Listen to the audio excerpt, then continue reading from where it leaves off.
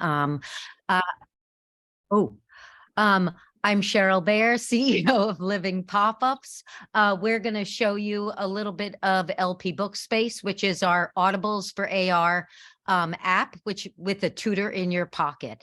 I'm going to throw it to Anne, our Chief Strategy Officer, who came from Scholastic HarperCollins and being a school teacher herself, who's going to give you a cap on some of the updates. Thanks, Cheryl. It's nice to meet everyone. Thanks for the opportunity to be here. So as Cheryl mentioned and Garrett mentioned, we are LP Bookspace. We are a AR for reading and learning tool that is really taking off in the schools. And the whole purpose is to help kids learn to read and help their cognition as they read along, get them engaged in the books. Cheryl's going to give you a demonstration, but the key thing is that we are now looking at prospective revenue of over $1 million. We have books in classrooms being piloted around the country, as well as in libraries. And we have seen our educators see success with kiddos, not only in terms of their engagement. We're seeing classrooms reporting 95% of kids wanting to read on to the next book and feeling more engaged with the books because of the pop-ups. But in addition to that, we're also seeing increases in the kids' assessment as a result of the pop-ups. So their test scores are rising, their understanding and their enthusiasm for reading is rising. So we think that's a clear measure of success, and we're seeing that also in sales and interest from schools and libraries around the country. So like Anne said, $1 million+ in revenue thus far. And in this raise, we've also raised, as of October, $1 million, about $3 million. So we're very excited about that. And now I am going to share with you what Living Pop-Ups, what LP Bookspace looks like. I'm going to, hang on one second. I'm going to this app. It opens up. It, like I said, it looks like Audibles for AR. We are making deals with Scholastic, HarperCollins, Simon Schuster as we speak. So here's the first book. I'm just going to show you an example on the cover. Hello there. Are you here to read with us? We're going to help you understand the story, and we're going to have fun. See you in the book. Now, before I go to a reading comprehension in another book, I'm just going to show you that you can open up, log into your class, and then track each student individually. So the data is very valuable, not just to the school, the superintendent, the state, and the federal government, but it is also valuable to publishers who only know how many sales they make. They don't know the demographics at all. Now I'm going to just show you a reading comprehension, show you how easy it is to get to my next book. Okay, I'm going to go in the middle of the book. Sorry, I put the phone down, but here you go. No. Okay. Here is, one second.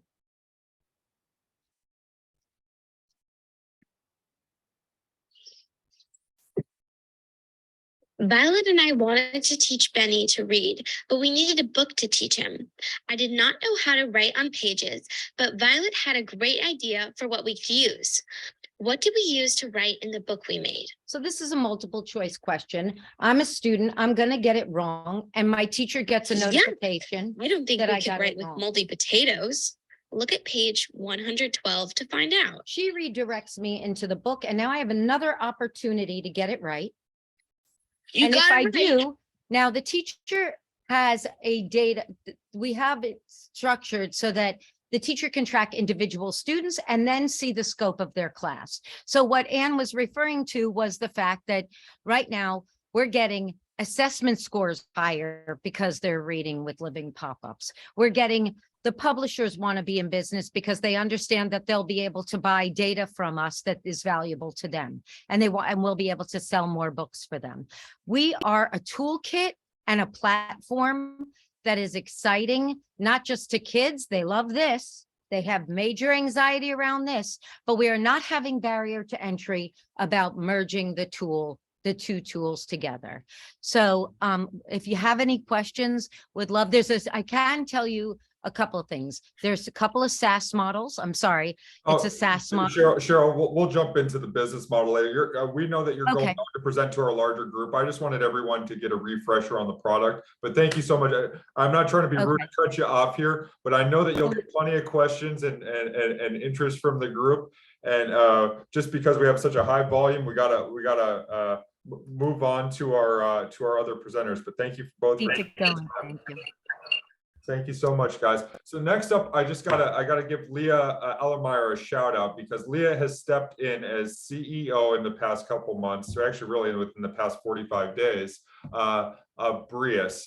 Now, if anybody knows, well, anybody who's followed my investments over the past few years has known how bullish I was on formerly Mechanodontics, now Brius, and I think that there's good reason to be very bullish on the technology. Unfortunately, the leadership team hit a little bit of a hiccup, and Leah was brought in after about $40 million was invested, maybe a little less. And we're looking at a situation now where some ventures, along with Sonder Capital and Invest and a few others, we're going to participate in a recap. I wanted Leah to come in and sort of share just a few minutes on the new direction of Brius, because I'll have her come in next month and give a more comprehensive presentation, but it was a little bit of last minute. So Leah, thank you so much for joining us. If you wouldn't mind sharing a little bit about your background and the future of Brius, then we'll jump into our presentations after that. Oh, you're on mute, I believe. I am on mute. Okay. Thank you for inviting me to just give you a little bit of information about Brius. For those of you who aren't familiar with the company, we make braces that go behind your teeth. And we use a very novel way to move teeth. Most teeth, if you've ever had braces, they put the brackets on your teeth and there's a wire that goes straight across. And that's been kind of the paradigm for moving teeth since the 1940s. The Brius technology uses little individual arms to move the teeth independently, which actually is biomechanically more efficient. The technology, I was actually introduced to it back in 2019, probably around the same time that Garrett saw it. I met the founders, and I was introduced to them because a woman named Karen Bosey in San Francisco, who's a VC there, had introduced me to the company, because I am the only person that I think has ever started a company in lingual orthodontics and exited it. I started a company that made a similar type of customized device, not with the independent movers, that I sold to 3M Healthcare some years back. So fast forward, as Garrett mentioned, there have been some hiccups with the company. They asked me to step in. I brought my co-founder from Lingual Care, who's a very experienced CTO, mechanical engineer. He's got over 120 patents in dentistry. And the bottom line is we are going in and addressing the issues that got Brius to this place. There have been some product issues that we're digging into. There's nothing enormous that needs to be fixed. There's just a culmination of a lot of small decisions that were made along the way. And then, unfortunately, an acceleration into the marketplace prior to getting the technology really fine-tuned to the doctor's practices. So that's what we're doing right now.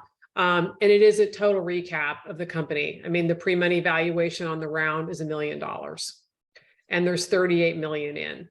So I think if you're looking for an opportunity to do something where you could have a pretty big upside, I think Brius is it. I believe very much in the technology. I believe in the opportunity, and this is an enormous market, not just in the US, but worldwide. Yeah. Well, yeah, thank you so much, Leah, for the update.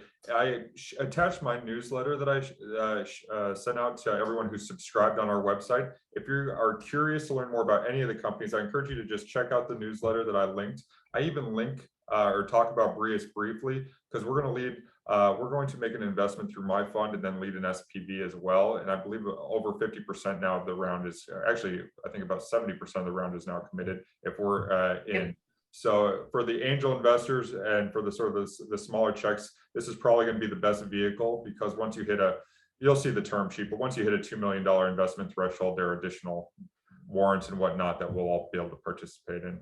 Anyway, I can say that the investors who are behind Leah and behind Brius are not small. Sonder and Invis. Invis is a multi-billion-dollar PE fund that owns Weight Watchers as well as other large brands, if memory serves right. And they're only doing this because they really believe in the technology and they really believe in Leah. And then the patent portfolio is, I think, really provides a pretty sustainable moat. Just need the right leader. So I'm glad that Leah's joined the team, and thank you so much for coming in tonight.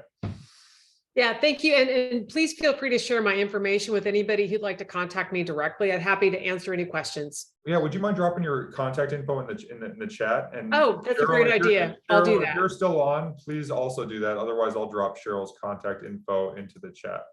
So yeah, awesome.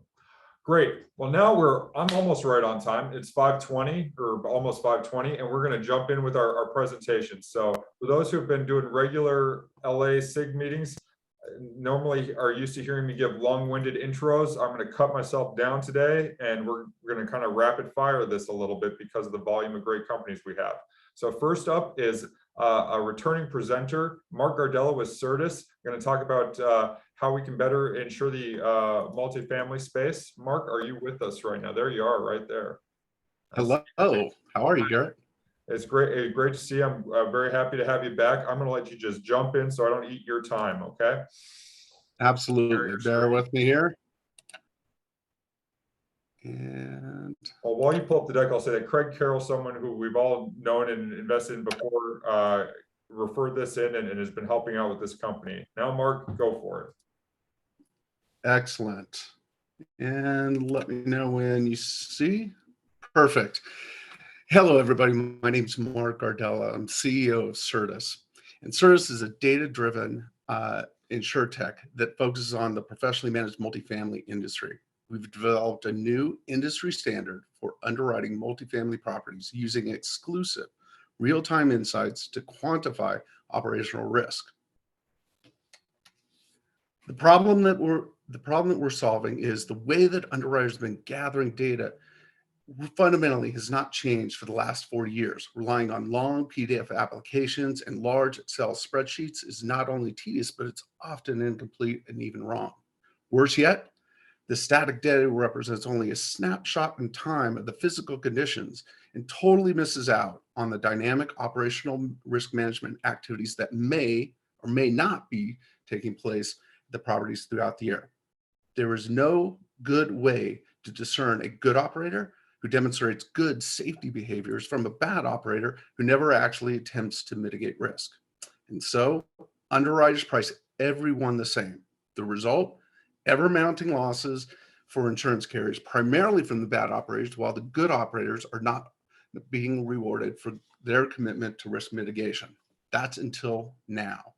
Introducing Live Risk Indicator, a proprietary FICO-like score measuring multifamily operational risk.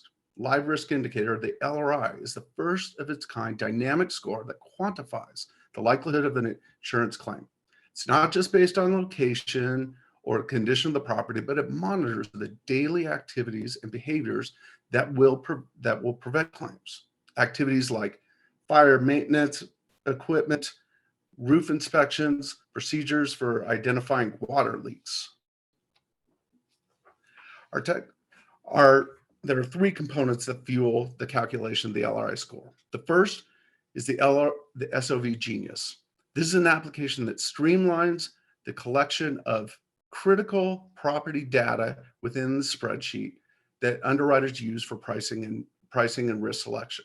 Next, our Loss Run Analyzer takes unstructured historical claims data from prior carriers that typically involve a lot of manual transcribing and instead automatically ingests it into a usable format to help optimize the LRI score. And most importantly, third-party data. We leverage emerging data sources such as satellite imagery to improve data quality. But our secret sauce, the thing that really sets us apart, is the real-time operational maintenance and safety data that we source from multifamily software companies, such as our first data partner, Leonardo 24/7. Leonardo 24/7, or LEO, is the largest operations, maintenance, and safety platform in multifamily space. The platform uses has thousands of properties across the country and standardized operational best practices, and then tracks the adherence to those best practices on a daily basis by presenting inspections and workflows to the site staff, and that are then tracked and documented within the LEO app. LEO currently has 2 million doors deployed in 2 million doors in over 50,000 buildings, and is in 7 of the top 10 largest management companies in the US. They also have a key strategic partnership with the National Apartment Association, who has a membership of over 1/3 of the entire multifamily market. And they also white label LEO's software platform called Click and Comply. LEO will support on an ongoing basis in Sertis in 3 important ways. They'll provide exclusive operational behavioral data, provide risk mitigation best practices, and distribution through their existing relationships. Now, this strategic partnership has come after being incubated within LEO for the past year and a half, developing the tools and the calculations behind the LRI score. Now, we are being spun out as a standalone managing general agency. Managing general agency is a specialized insurance agency that carriers grant underwriting authority to when they believe the MGA can deliver significantly better profits. Typically, there's 1 of 3 reasons why an insurance carrier would grant underwriting authority to an MGA. The MGA understands the business better than anybody else. The MGA has better data than anybody else, or the MGA has better distribution than anybody else. In the case of Sertis, we have all 3. Powered by the LR score, our proprietary precision underwriting will deliver a win-win for our key stakeholders. For the insurance carrier, it's going to deliver consistent underwriting profits, and this is in a class of business that has been notoriously volatile. For the multifamily operators, it will reduce premiums, and this is in a state where they have experienced multiple years of double-digit compounding rate increases.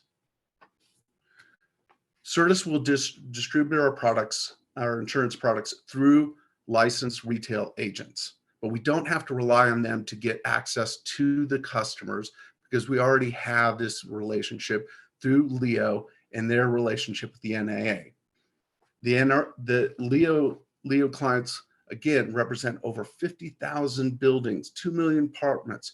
That's low-hanging fruit for us to be able to go in and identify the clients that they have that fit our underwriting guidelines. Remember, these are already clients that have made that commitment to better maintenance of their operations.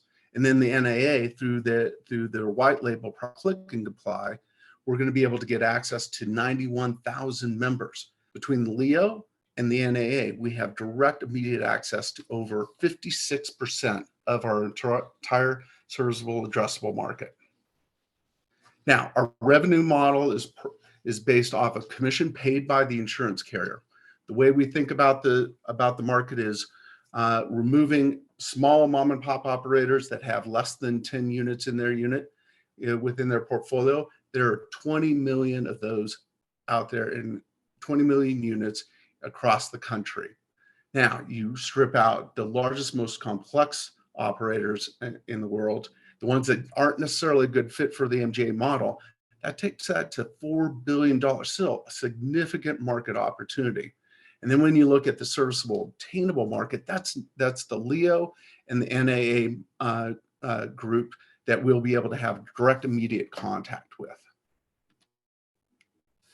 Now, through these incredible marketing channels, we have an opportunity to see significant growth. In the first year, we're going to hit $7.2 million, tripling that in the second year, and hitting a run rate of $50 million in year 3. What the great thing about that is that's not going to require a tremendous amount of penetration into our serviceable addressable market. In fact, that third year run rate is only 1.27% penetration in the serviceable addressable market. Another important thing to remember about the MGA business model is highly capital efficient Remember, the largest line item in expense within insurance is claims. That's a straight pass through to our insurance carrier partners. So we believe that we will be profitable in the second, at the end of the second year. I'm joined on the team by two incredible founders. Craig Carroll, who a lot of you already know, has over 25 years leading sales and marketing teams, and is also an experienced founder. Daniel Cunningham, two-time successful founder, including Leonardo 24/7. He has 20 years of experience specifically as an operator and a technologist within the multifamily space.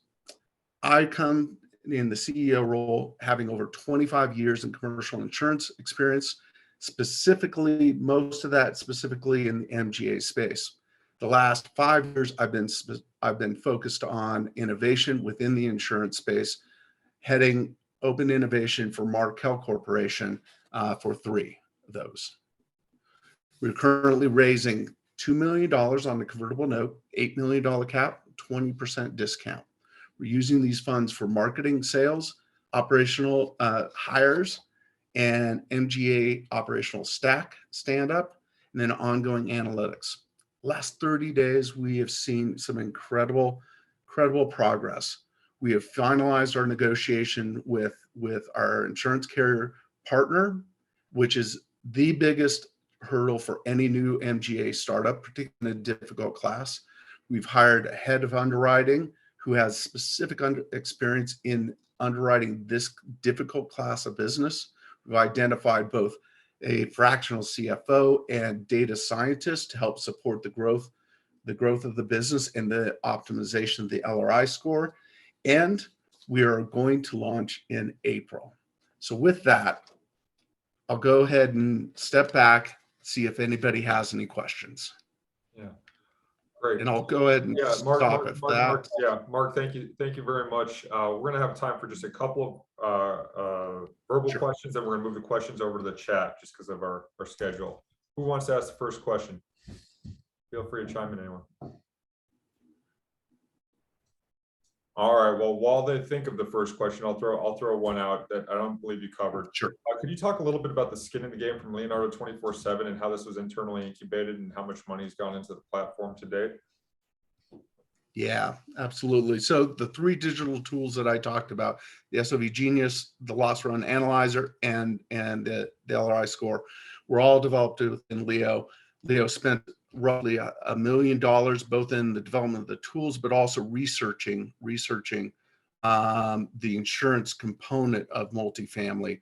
They were able to validate both the need for better tools to be able to underwrite, but also the severe pain that those operators are faced with ever increasing multi-year rate increases. In fact, it's severely impacting their margins as we speak. Okay, thank you. All right, we got a handful of you on the call. So someone be brave. I know Hey, Garrett, I'll ask a question. Thank you. So this is Ash. I'm a big fan of the Markel Corporation, in fact, a shareholder. So I know they have a VC arm. So have you approached them to invest in this? It's interesting. I actually sat on the investment committee, so I had a hand in what they're doing. What Markel does, they are not specifically looking to write in this class of business. It's a tough class of business, and they had some challenges with it. So they took a pass, but that only points to the fact that anybody who has capacity in this space, because most carriers are running, has an opportunity to price advantage, but also an opportunity to capture good business. Absolutely right. I also own Markel shares as well. Great company. Yep, love it. Mini Berkshire. Exactly. Thank you. Thank you very much, Mark. If there are other questions, please post them in the chat window. Just because of time constraints, again, we're gonna move on just a little bit quicker than usual tonight. But Mark, as you know, we'll follow up afterwards and stick around for a little bit if you can, and also add your contact info and share it with the group, please. Thank you very much for the opportunity. Yeah, no, my pleasure. So Christian, I know you're calling in from Germany, correct? Is Dillon from Animal Cloud on as well? I'm wondering if we shouldn't pull an audible and switch places with the two of you. Are you okay, Dillon? Just going waiting one more spot, because I think we got someone calling in at it's 1 in the morning where they are. Am I got that right, Christian? 2:30. 2:30 in the morning. All right. Well, you know what? It's probably the right thing to do to let you go next. Dillon, we'll go. Just hold on for another 10 minutes if you can. You good with that? Yeah, go ahead. Thank you very much for letting me switch up. Christian, I really appreciate you calling in for so late at night where you are. Really quickly for the group, we source deals from everywhere. One of the great opportunities that came recently in the sports tech space is iotis. And Christian's going to tell you about the future of soccer balls as well as other sporting equipment.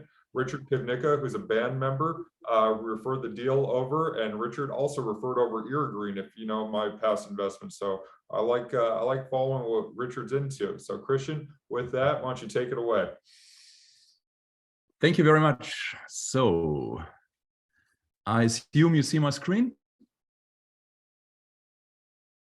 Yeah, thank you. Excellent.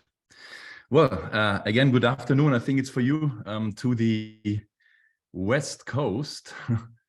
Yeah, my name is Christian and I'm the CEO of iotis. Sorry, I just must click off some things here. Now it goes. I'm very happy to present today together with my wonderful co-founder, Marcel. So, ladies and gentlemen, conventional sports training is often outdated, and many kids, usually between the age of 10 and 14, stop with sports and look towards online gaming and social media. For example, did you know that 40% of the world's adolescent population have symptoms of problematic use of internet? And according to the WHO, 80% of the adolescent population are not physically active enough to stay healthy. And we already have 3.3 billion gamers worldwide, increasing every year by almost 5.6%. Therefore, new technologies are needed to reach and reactivate players and athletes. Our initial primary focus is on soccer, targeting an age group between 7 and 26 years, and provide them with an innovative standalone training solution consisting of a smart ball and an app to get better and healthier faster. So how do we do it? We defined the new market categories of playables. These are simple to use products that offer a highly gamified as well as a great social experience by bridging the digital with the analog world with a simple to use and, most importantly, affordable product catered to consumers. We achieve this by using IMUs and complex algorithms with machine learning instead of cameras or other complex systems, so players can move freely and have no restrictions during the training. And we have filed a preliminary patent in the USA last year. Now, let's have a quick look to our markets. The total available market has a value of almost $200 billion, consisting of sporting variables and IoT in healthcare, with a CAGR of up to 20%, predicted to reach a size of over $1 trillion by 2030. Our initial serviceable addressable market of IoT in sports equipment has a volume of $3 billion with a CAGR of almost 10%. And our immediate serviceable obtainable market consists of 2.6 million players between the age of 7 and 26 in Germany alone, reaching a short-time revenue of $3.5 million by selling 30,000 units of our soccer product. So let's have a look at our 5 revenue streams in the soccer vertical. First of all, we have sales through sporting brands with the concept iotis Insight for $149 per ball through a B2B2C model. For this, we partnered last year already with Erima for a product development and go-to-market partnership. Erima is a big brand for amateur sports equipment in Central Europe, selling around 1.2 million soccer balls per year. With our freemium app, we generate revenue through season passes. You might know this from the gaming world. For our premium content with B2C model, through branded parts of the app or full white label solutions for clubs and teams, and through product placement and special features for brands and companies both through a classical B2B model. Once we reach a critical amount of users, we see a major income stream by selling data to scouts and clubs as well as media outlets. So what is our go-to-market strategy? Last December, we have ordered 700 units for market entrance. We expect being able to deliver those units to the consumers at the beginning of April this year. From these 700 units, we plan to deliver to 100 distinct high-profile users who will sell through the existing distribution channels of our partners, Erima, and the Volkswagen-owned First League Soccer Club VfL Wolfsburg, which are our investors and product testing partners, as well as through classical social media channels. Through constant updates of the app and the hardware, we establish a scalable pathway for our product. This includes the integration of a GPS module, as well as adding additional sensors for the body to add more and more layers to the professional training. Updates for the app will include online multiplayer, enabling competition and challenges globally. We would like to point out that our algorithms are designed in a way that provides a relatively straightforward possibility to move to other sports as well as health and medtech applications. Currently, we run a test project with the French multinational TUAN for integration of our core product into orthosis and bandages, and conduct a research with Germany's biggest health insurance organization, the AOK, to adopt our soccer product for preventive measurements in schools. So what are our competitors? Those are basically all companies that integrate sensors in hardware and use a gamified app to engage users. Most of the listed companies either use much more complex systems, such as Kinexon, whose technique was just used now in the World Cup, in an Adidas ball with a price point of 200,000 euros per soccer court, nor do they go the full way with gamification on a global level or provide a product that offers more than just a fun game for kids. We define Playables as a simple-to-use, affordable IoT system that offers relevant and professional training through a highly gamified app in real time. And we believe that we can lead this market segment. We do this with our team of founders that consists of our two leading engineers, Dr. Peter Blank and Dr. Ben Groh, who both have earned their degrees at the leading university for sports and health tech here in Germany, having been employed and involved in projects for Adidas, BMW, Swiss Timing, or the Fraunhofer Institute, as well as Marceli Sakowitz, who has decades of experience within the international sports and health ecosystem. He was also a German U21 national team soccer player, and myself, who started his first company 30 years ago this September. We are supported by 10 FTEs in the field of mathematics, physics, data science, and marketing.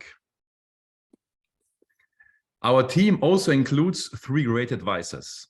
Daniel, who sold his drone company to Intel, and I believe you might remember their Super Bowl halftime show. Leonard, our co-founder and Forbes 30 under 30, ex-soccer player, and last but not least, Bo, who is a Silicon Valley serial entrepreneur and ex-American football pro. We also have attracted great investors, including one of Europe's biggest IT companies, Adesso, the VfL Wolfsburg, which I mentioned before, and Riedel Communication, an international market leader in radio technology, providing for Germany's first and second soccer league, the Formula One racing series, and the America's Cup. Now some basic financials. By 2027, we want to reach 3 million users with a turnover of around $140 million with our soccer product. We expect to have over 1 million premium app suppliers by then. As we are convinced that our Series A, which we plan at the beginning of 2025, will be in the USA, we're seeking for a strong network and bigger part of the bridging round from US investors to push our product far beyond the MVP version for obtaining an optimal valuation and funds for rapid scaling. Yeah, we would be very delighted. Could you join us on our path? And thank you very much for your time.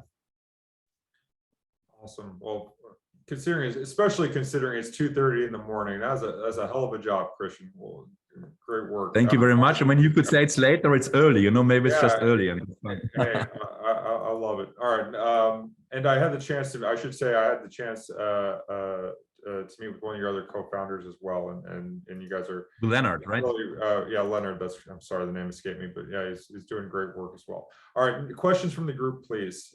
2 questions and we'll move over to the chat. Oh, not all at once. What do you got? Okay, I will throw out a question again then. Hey, Garrett? Oh, go for it, Peter. Thank you, Mr. Mansfield. Yeah, sorry. I mean, yeah, you know, Garrett, there's only one thing I love more than exits with startups, and that's soccer. So this is safe ground for me. But unfortunately, I'm in the car, so I didn't get to see the presentation. It sounded really good, and the product sounds fascinating. I'd just like to get a better sense for the sort of level of soccer player that you anticipate this would be used by, because, you know, I've been involved with AYSO, I've been involved with all different sort of levels of soccer. I was a semi-pro soccer player myself. And, you know, here in the US, a $40-ish price point for a soccer ball is going to be beyond the means of most kind of lower level soccer teams. And you know, I'm just kind of curious as to where you would see this fitting in. Marcel, you want to say a few words or shall I? Sure. I mean, just in short, thank you, Christian, and thank you, Peter, for the question. So we aim to grow with the amateur market, which means that we target the passionate football players, passionate soccer players, sorry, and then grow into team sport. And yeah, at the end of the day, of course, like professional sport. However, we see a big opportunity in the amateur market. Yeah, because I mean, there's you know, the money as far as the US is concerned is on parents that think their kids are going to get scholarships to go and play soccer at Stanford. They'll pay, you know, any amount to get equipment and that kind of stuff. But it's a kind of a rarefied atmosphere across. It's not a mass market product at all, it sounds like. Yeah, I mean, we believe it is a mass market product. At least, you know, in the consumer evaluation we did here, if you think that, for example, the new Erima, you know, match ball will have a price point of around 150 euros, which is about the same in dollars, or, you know, Adidas sells their Champion League ball for over 200. You know, we don't market this as a ball, we market it as a mini IoT system, because I mean, the ball, of course, is a ball, but the whole thing which is behind it and the training opportunities, the gamification, it's the entire product, further using variables for the feet and stuff like this. Got it. Okay, thanks. Thank you very much. Yeah, I have a question. The sensor technology that you're using, can you talk about basketball? Is that a future vertical, or could you go after additional sports? And what does your roadmap look like for expansion? Obviously, soccer is a very large market, but how much more difficult would it be to expand into other sports? Yeah, well, in basketball, there's SQL in the United States already. They do quite a good job. Yes, we could go in this direction. What we are rather looking at the moment is actually cricket.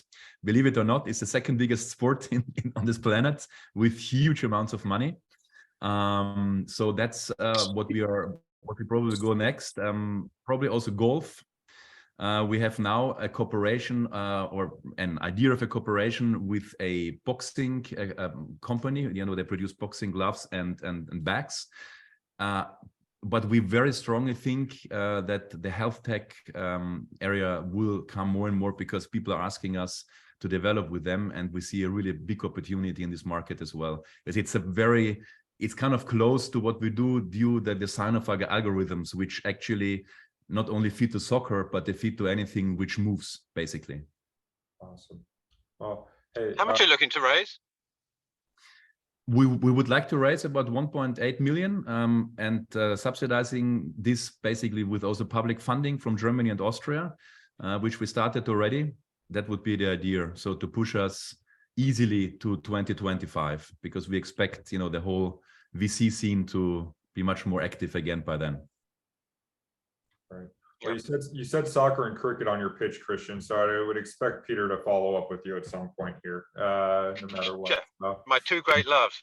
All right. Awesome. Excellent. Perfect. Okay. Well, please stick around and answer questions via in chat and share your contact info. If you can make it 10 more minutes of being up, we're really. No, I mean, I think we are fully fit now, and we're also very interested, to listen to the other pitches. It's always great. great. Well, stick around. Have a coffee. All right. Well, thank you very much. Thank you. Next up, we're going to move on to Dillon with Animal Cloud. And for those of you who have been paying attention, pet tech has had quite a massive run over the past few years. And there's nothing more than I like a founder who's operating in a growing space, but also happens to be an Air Force veteran. So you know what, John Paglia, why don't you, you're an investor advisor, why don't you fill in the intro here, and I'll shut up for a moment and let you introduce Dillon. Sounds good, Garrett. Thank you. So I'd like to introduce Dillon Jones and Andrew Newell from Animal Cloud.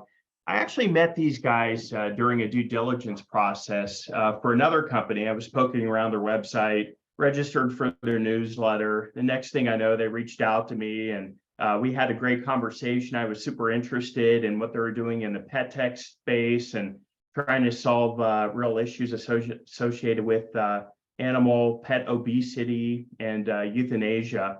And so I got super interested, hopped on it as an advisor and investor. And I know Andrew and Dillon are really excited to tell you their story. So I'll just turn it over to them. Thanks. Great. Thanks so much, John. Let me share my screen here and let's see. All right. I think that is the screen that we're going to use. So thanks so much, everybody, for hosting us today, this evening, or very early or late in the morning, depending on where you're at.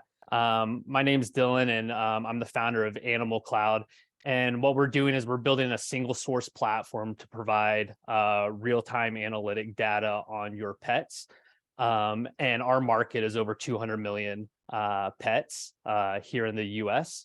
So I think there's a good probability that a lot of you listening in or watching this have a pet of your own.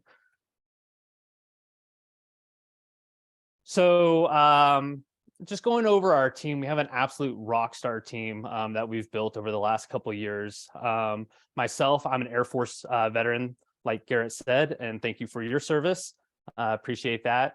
What this really lends well to is defense contracting. I'm an expert in defense contracting. You might be asking yourself, why defense contracting? Well, the Air Force and the DoD is very, very interested in the pet technology that we're building. They see a big opportunity for us to modify our technology and provide real-time analytics on all the military working dogs, as well as Department of Homeland Security. My right-hand man, Drew, is a phenomenal UX UI designer. He knows more about our users than our users probably know about themselves, and has been doing a great job at being able to put technology behind a user journey. Blakely is does all of our marketing, creative marketing. She's really a wonderful person, and she's an analyst as well. So we're always getting the best bang for our buck in terms of our marketing budget. Fahad, we basically call him the professor. He knows everything that's going on when it comes to solution architecting, and he's really been able to help us build scalable technology. Our advisors, I'll really highlight Wendy here. She's a leading pet lifestyle expert. She's authored over a dozen best-selling pet books. She's also a pioneer in the pet rescue space. So when she started, there's about 12 million pets getting euthanized a year. Now that number is down to 2. And she really helped bring along celebrities and pop culture into the space. And then I think everybody here knows John. He's really our rock. I guess if there's a rock and rock star, that's John. I can't say enough good things about him and what he's done and what he's been able to provide us. So we're really focusing on a couple really big problems here, right? When we think about the pet industry, we really think about euthanasia and the more than 2 million pets that are euthanized every single year. And this is due to a couple problems, mainly shelters being under-resourced and underfunded. And that's a huge, huge burden. You can see right here, 1.3 billion a year is what it's costing shelters and just euthanizing pets. And it's really sad because if you can't afford a pet or you have to give a pet to a shelter, there's better than a half, there's a more likelihood that that pet's not actually going to leave the shelter, right? I can't imagine that happening to someone who is in a situation having to give up, their best friend to a shelter, and that's the outcome. And then when we look on the other side of the industry, we see pet obesity is a huge problem, right? Medical expenses passing 34 billion on consumers. More than 100 million pets are obese in America right now. And it's not like these pets are going to the pantry and feeding themselves. And these two issues that we have are highly correlated, right? Pet obesity and euthanization. They all kind of revolve around the cost and the expense of the pet. And then when the shelter's taking the pets, how are they being resourced and what are they doing, and how are they getting these pets rehomed? And when they can't, they ultimately have to euthanize. So our solution, we're building a campaign right now. We call it AMP, Adopt, Manage, Play. And again, it's a single source for all of this pet information that's siloed out across the industry because no one's really attacked the problem from the ground up and begun the digital transformation. So from one application, a shelter or a user who needs to rehome a pet can put their pet up to our community. This helps with the marketing. It provides exposure to the pet that needs to find a home. We also connect into thousands of different animal shelter APIs all across America, and we pull that data feed and display it. Now, what gets really kind of proprietary about what we're doing is that we take the unique IDs of these pets and we move them onto the blockchain, and we put that information alongside your information in a way that can't be fudged, or a non-fudgeable token. So now you are forever connected to your pet unless that pet transfers to someone else. Whenever that process happens, or if you just come onto our platform already having a pet, you get a pet profile. This pet profile is sort of like Apple Health, but for animals. You can manage their weight, their nutrition, their activity levels, medications, doctor appointments, you name it. We have that built in. And we are also taking this one step further, right? We're providing activity games to our users. That way we're really rewarding our users for being active with their pets, but we're also providing a massive opportunity for businesses who are looking for exposure in their portfolio to again, the over 200 million or 70% of Americans that have a pet. So kind of tapping back into that market size again, 232 million people in the US have a pet. About 197 million use a phone or some type of technology device. And we're obsessed with the 66 million users that are wanting to use technology to better improve their pet's lifestyle, right? To better manage their pet, to find pets. They're looking for a technology solution. And those are our customers. They make up our customer profiles, and we have a really strong data fit between our internal marketing and this second source data that was provided through Mintel. Now, our business model, we're focusing on an ad rev model to launch. So we're focusing on the 66 million people, but an ad rev model where essentially, those brands that are looking for exposure into the pet audience can provide loyalty rewards or discounts, and they can advertise to those members through our platform.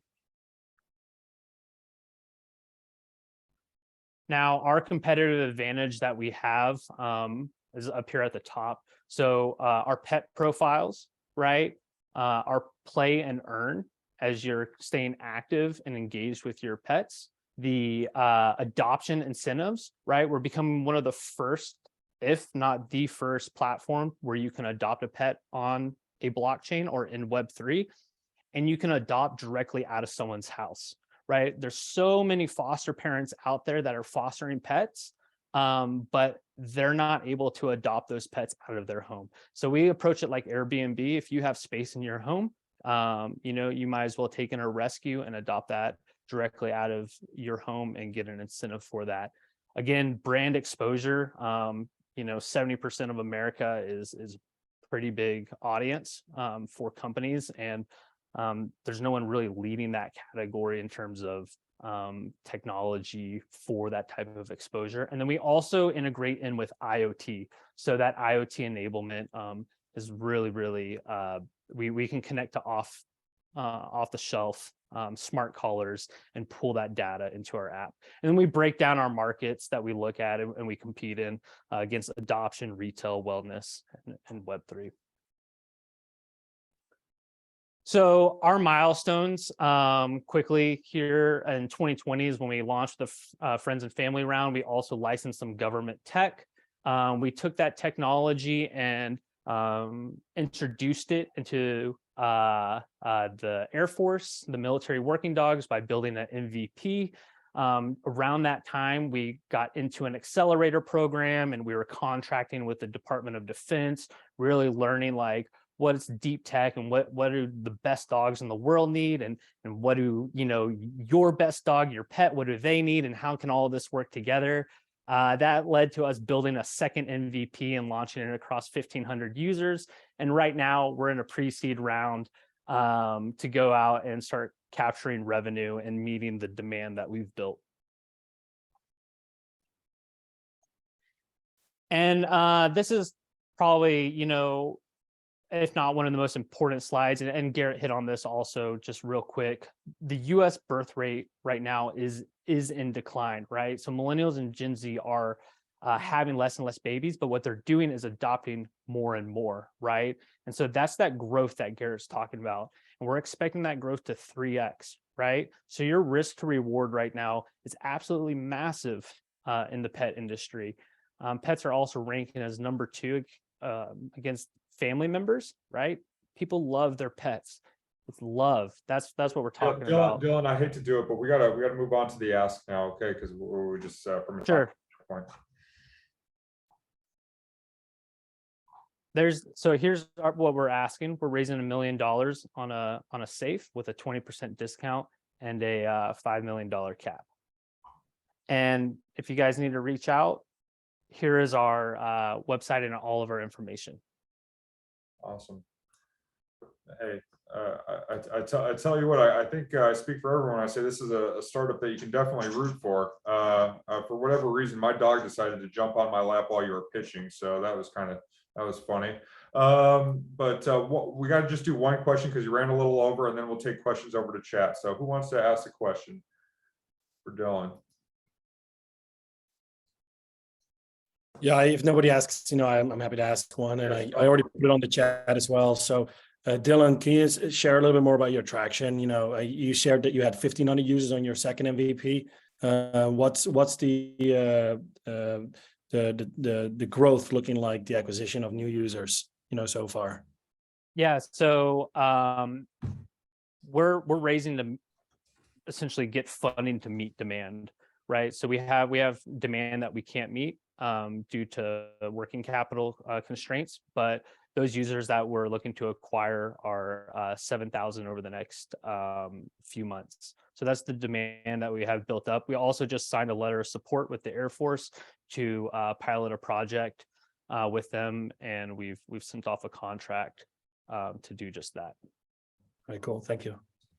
Awesome. Well, as a former Air Force contracting officer, I can attest to the fact that it's not easy winning those, and once you get in the door, it's certainly becomes a snowball effect. So congrats on that early traction. And I'll say that Farley is definitely rooting for you. So he is a fan right there. And we're gonna move the chat over to the tech, or the questions over to the text. and we gotta move on with our next presenter. But thank you very much, Dillon. Appreciate it. All right. So next up is Lawrence Davis, and calling in from the East Coast, from Florida. We've got one of our venture partners, Cam Taylor's out all the way out in Miami, and had a chance to another military veteran. Although he wasn't in the Air Force, he was. I would say you could argue he was on one of the tougher services, but I'll let him expand on that. But Lawrence, actually, did I hear right the other day you got a Purple Heart? Did I hear that? No, I'm a wounded warrior. I'm a wounded warrior. So I had 2 IDs that I was struck with, and then after I got the 100% disabled and everything else. So. Okay. Well, hey, really appreciate your service, and really interested in hearing about all the development and all the work you've done in the gaming space with Wandering King. And I know that you've got some. I had a chance to meet with one of Lawrence's advisors on a call the other day, and it's just really impressive all the way around. So why don't you take it away? Sure thing, Jacob. Yeah, I'll jump in here. Garrett, thank you, and good evening, good afternoon. Sergey over in Poland and everybody else in Europe, good morning. So I have the pleasure of introducing Lawrence and Sergey. So just quickly about myself, though, Jacob Lebo, I'm a serial entrepreneur that started a business right out of undergrad and found my way into venture capital, private equity in 2010, which actually led me all the way to Abu Dhabi, where I was working inside a family office there, leading their venture and impact investing strategy. 2018 was when I started to get into the blockchain and crypto space, first by buying tokens, and then fast forward to today, where I have the distinct pleasure of advising allocators, including my old family office in Abu Dhabi, as well as a venture fund, early stage venture fund called Polymorphic. They're out of Eastern Europe and New York. So while I advise the allocators, also have the pleasure of advising and backing some really great founders and entrepreneurs in the Web3 space. That includes Basil Al-Askari, which is the founder of MidChains. MidChains is the Abu Dhabi-based crypto exchange that's backed by the Sovereign Wealth Fund of the UAE, Mubadala. I also advise Fallon Fatemi. She's partnered with Mark Cuban. Mark Cuban, as we all know, put streaming online, which made him a billionaire. We're doing interactive Web3 streaming called Fireside. Great app. Everybody should download that. Chris McCoy, another founder in the Bay Area. He is a level 1 protocol on the Store protocol. And then that brings me today to also having the distinct pleasure of advising Lawrence Davis and Sergey Fedyashenko, Larry and Sergey. You guys in California, you guys know another duo named Larry and Sergey. So very exciting to see these guys. Larry, as you heard, was armed forces. While he was in the armed forces, he was a prolific writer, has done 3 science fiction books. After getting out of the service, had started his own entrepreneurial journey, which included a crypto hedge fund, which got him into the blockchain space. Partnered up with Sergey, guy straight out of central casting, blockchain engineer out of Eastern Europe. Sergey himself is a prolific entrepreneur. Graduate of UC Berkeley's Skydeck, also worked in the family office space like myself, and they joined forces to make this incredible gaming studio, gaming engine, digital assets, metaverse economy. I'm just extremely excited, as everybody can tell. So with that, a little bit winded intro, happy to really introduce Wandering King and Larry and Sergey. Hey, thank you so much, Jacob. Garrett, thank you for hosting us. This is my first time doing something like this, so it's a real honor to be amongst so many stellar projects. Seems like a banner day. Gamification and blockchain's the theme, so I'll go ahead and jump right in. Today, I'm introducing you guys to Wandering King Studio. We are a multi-platform gaming studio that is using digital assets to pioneer in the game development space. This is the market that we're going to be introducing ourselves to. You guys have heard a lot about that today, and I think we'll continue to as things move forward. 2.7 billion players worldwide. It's a $300 billion gaming market, is actually larger than both film and video market combined. You guys, again, will hear trends such as gamification, and that truly means that people are just using these game tools and conduits to interface with digital platforms more. All right, so from there, oh, pardon me. So this is the big opportunity that we're identifying with what we're putting out. So digital assets and games, that seem to be really the first use case to introduce what we're calling Web3 to the world. Jumping from Web2 to Web3 is an Evel Knievel type leap. We think a lot of people missed the mark there. So utilizing it with an intuitive interface like gaming, we feel is really going to capture a large part of the market share that we see out there. As NFTs surged and was the trend worldwide and everybody went nuts about it at $22 billion, in-game purchases for iOS users, people already buying digital assets way before anybody heard of an NFT, was sitting at $67 billion and has a target of probably around 80 this year. So it's a growing trend that's just going to keep being capitalized on people who see it.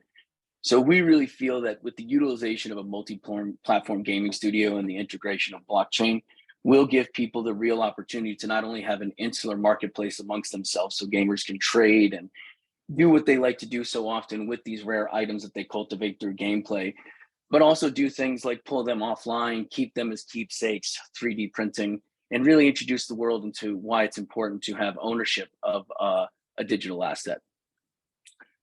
Some of the comparable companies that we've seen out there who are marrying blockchain and gaming listed above, after they get a flagship offering out, basically an alpha proof of concept, these are the kind of series A's, B's, and further that they've identified.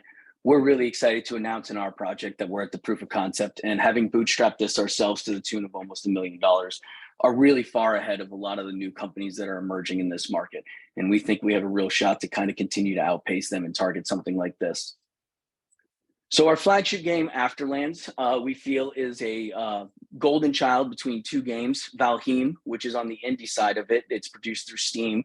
This is a game that just really answered the call of things that gamers were harboring for and really craving, and had continued to put out to developers. So this one, with some crowdsourcing, some great community building, they put this offering out and have sold 11 million plus copies, 151 million. That would be considered basically their alpha release a little bit further. And then, of course, on the corporate side, we know World of Warcraft. World of Warcraft, a Blizzard backed corporation, or excuse me, a Blizzard corporation that has produced this franchise, which has spawned off countless verticals. We think, thoughtful use of layer 1 and layer 2 can not only manage for a property like an indie game such as our own to do that, but we can integrate, user and cultivate from their creative output themselves, much in the way that Star Wars did when George Lucas kind of put out a space opera, and fans like us created the lore between the Sith and the backgrounds and things like that. But we'll dive deeper into that later. So key features, using Unity 3D, we are cost-effective in multi-platform development. We can do PC, console, mobile, and web. Our flagship game will have that. The play-to-earn aspect is the insular marketplace, allowing users to interact with each other, trade, almost have something like a platform for this marketplace internal. The digital assets, we feel that using a Web 2.5 approach, kind of breadcrumbing them to that space, basically allows them to understand just how exciting a digital asset can be to take to ownership of, pull off the blockchain, or if they had the opportunity to liquidate something like their time equity through pushing these assets back into the game. If something had an ecosystem of multitude offerings, that would be very beneficial for the user. And our flagship game, which I said is a marriage of World of Warcraft and Valheim, is a survival MMORPG game. And we think that that's capturing on a few macro trends we're seeing inside the gaming industry to have that kind of thing, innovation of resources, replayability, interaction with other users. But also what it does is it demonstrates just how exciting the game engine is going to be with this railless experience, and basically kind of advocating for the competency of, I don't want to call it software, but what the game engine's capable of. So here's the team. Startup is only as good as its story. So my background, as Garrett pointed, multi-combat tour veteran, wounded warrior. I am a fiduciary right now of a legacy institution and a hedge fund of digital assets. So I've been in this space for a long time, fascinated it, grew up in this stuff. Successful science fiction author. Cheeky enough, somebody once said, if you wanted to build a metaverse, get me a military discipline, a proven brick and mortar CEO, entrepreneur, and a comic book nerd. And if you can look behind me, you guys can tell I'm barely grown up, but I am many of those things. So that's my track record. And Sergey is just an absolute rock star. We really consider him, the resource, and his ability to scale this has been unbelievable. He's located in Warsaw, in Poland, which is the migration point for some of the most exciting and dynamic developers out there. He's part of the UC Berkeley Skydeck Startup Accelerator alumni, 1% acceptance rate. He really has been all over venture capital and has been doing due diligence and looking forward to building up a network to put out this offering. And I'm so excited to be partnered with him and trusted by him to, be the custodian of this as we usher it to the limelight. Our current progress right now is at about 40%. We're probably closer to 50, but try to under promise and over deliver. This is our roadmap right now. We are right now at our $8 million valuation and our ask of $2 million. Currently, we are about to put out the trailer, which I'll show you guys at the end here if we have time, or I'll link it. Game prototype in 2023. And December 2023, we feel like we can really start to hit these other series, especially with some of the hallmarks and things we've already hit on the way. So this is our ask. This is what we're going to be doing with that. Again, I appreciate everyone's time. And Garrett, if everybody has another minute, I'd love to just show a quick demo of the game. Please show the game. Okay, so let me go ahead, and this right now is what we have up, guys. So this is just a quick demo we put together for you guys today to demonstrate some gameplay and just how far along we are. This is an indie game. This is bootstrapped. It has the blockchain architect out. Right now it's PC, but capable of WebGL and many other digital platforms.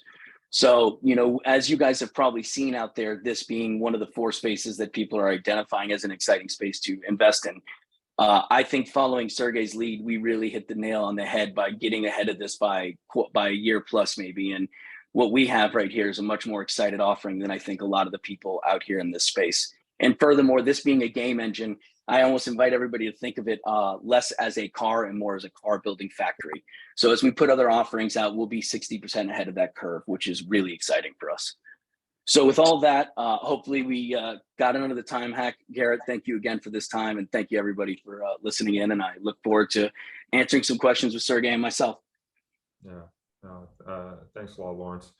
I'm going to let this gameplay go, but I'll lead with I think a fairly obvious question, but within the world that you've essentially created here, there's essentially a new economy that you're also creating, right? And can you sort of expand upon how a user goes about buying a plot of land and building upon that, and sort of how that user feels empowered because they can sort of take control of some of the gameplay that you shared with me before? Absolutely. Gamer audience. It's almost like Garrett workshopped this with me, guys. Yeah, so games like, EverQuest, which hasn't had an update in 25 years, is a mass multi-online player game and has the GDP of second world nations. I think a lot of these metaverses that we saw kind of come out during this trend were really trying to capture on a lot of that by making these internal marketplaces, but missed the mark. So for instance, in Decentraland, if you're a user and you buy a plot of land, you better go get Solidity and Rust developers and spend the 20 grand on land and a bunch more money to develop it, right? So in our ecosystem, you essentially can have a user just come on and play at a very acceptable entry point.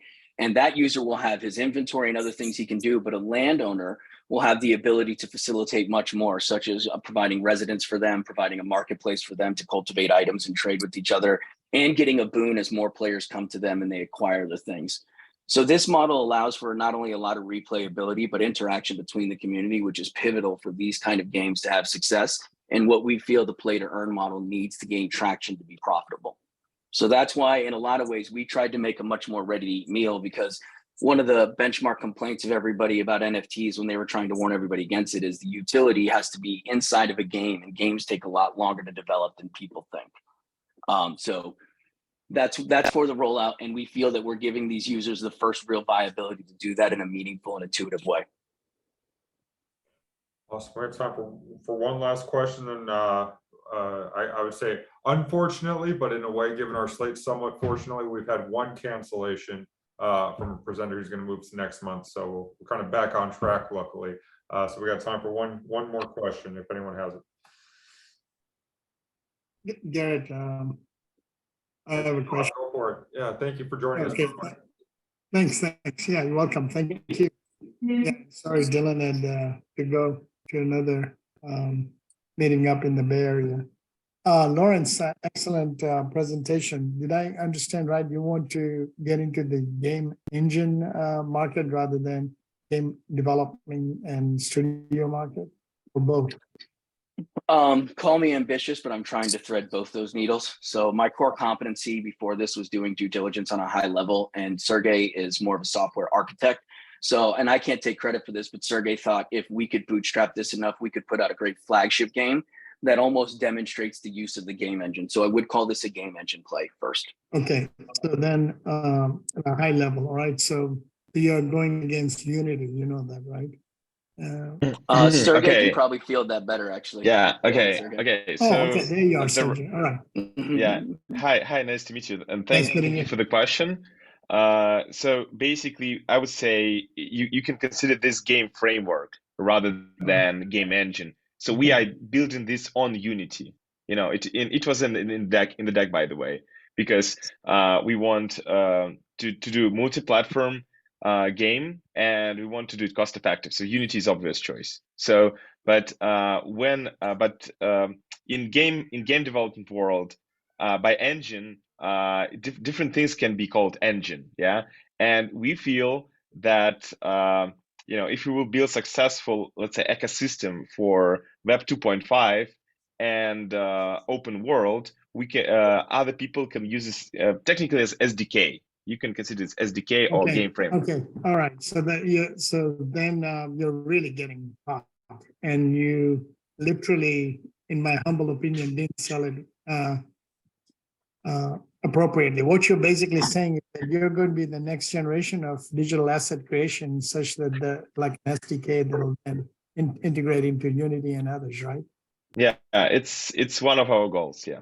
Okay, so that is huge. If you successfully do that, that is the cutting edge problem right now in the gaming industry. And one of the things I'd like to piggyback on that is I think we can really introduce exciting ways to use layer 1 and layer 2 technology, as I kind of identified before, as cultivating from the fandom that is so creative and wants to be a part of that, and allowing things like that. Yeah. Yeah, I won't take time. I gotta call let's here, work guys. offline. Sorry, Gary. Yeah, sorry. We'll move it over to chat. No, I like it when we get enthusiastic feedback on the call and enthusiastic Q&A. That is a good thing. So let's move it over. Yeah, to just chat, wanted to understand. Yeah. Thank you. No, it's perfect. Thank you. And we're glad that you joined us. And I hope that we can have enough time at the end so I can highlight your background and welcome you to our group here, Deepak. It's great to have you join us. But for now, because I overbooked us this evening, I'm going to move on to Christmas House. And do we have Michael and Justin with us? I think we might have Michael with us right now. Where is Michael? There you are, Michael. Michael, who I've been owing a phone call to for about 5 or 6 days now, is so graciously joining us. Let me talk about Michael just for a second. I would say for our regular band members, they'll remember Justin Schwartz came in last year and maybe even the year before, or I know he's come through twice. And while his presentation style is admittedly a little bit unorthodox, I think he does hold the distinction of being the only presenter ever to wear a tank top at his pitch. He has executed at a level that is pretty much unparalleled. He came in, told us that he was going to build out Christmas House, which you're all going to hear about. He did it. He launched it. He made a few $100,000. Then he came back and said, no, now we're going to scale Christmas House. We're going to take it to multiple locations. He did it. He brought in Michael, and they've executed. And we're going to get to hear the update.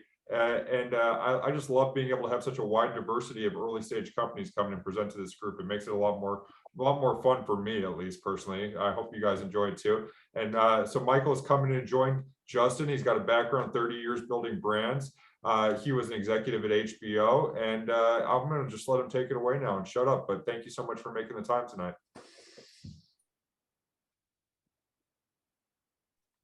You're on mute, Michael. Justin may have worn a tank top, but he was off. All right. Sorry. I was trying to be considerate during the other presentation. My apologies. But hi, everyone. Thanks. Glad to be here and to have some time. So thanks, Garrett. I do have a presentation. I'll throw it up on the screen in a second. But I think as Garrett was saying, Justin started this company a couple of years ago, and he had some success and brought me on back the early part of last year. to help him really build and scale this business. When we were talking about 2 locations before I came on, and we wound up doing a total of 12 locations, 7 for Halloween and 5 for Christmas. And I'll explain a little bit about our business in a second. But it's been kind of an interesting process and really exciting. And we far exceeded, I think, what we set out to do with just a small crew of a couple of us, and building this company from just a local, essentially mom and pop, to a real operating organization, and building the infrastructure that we have over the last several months to be able to execute and continue to grow the business and scale and move. So, we did effectively 12 attractions in 3 different states. So imagine that, between permitting and licensing and all the things that go into running a business, not only in one location, but in 12 and 3 different states and different towns. So it was quite an undertaking, and we were pretty successful at it. So I'll throw it up on screen here.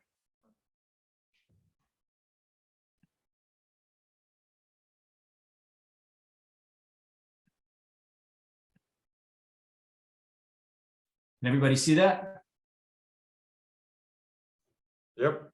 You might want Is it big enough? to blow it up a little bit more, please, if you can. Yeah. How's that? Great. Thank you. Does that work? Okay, cool.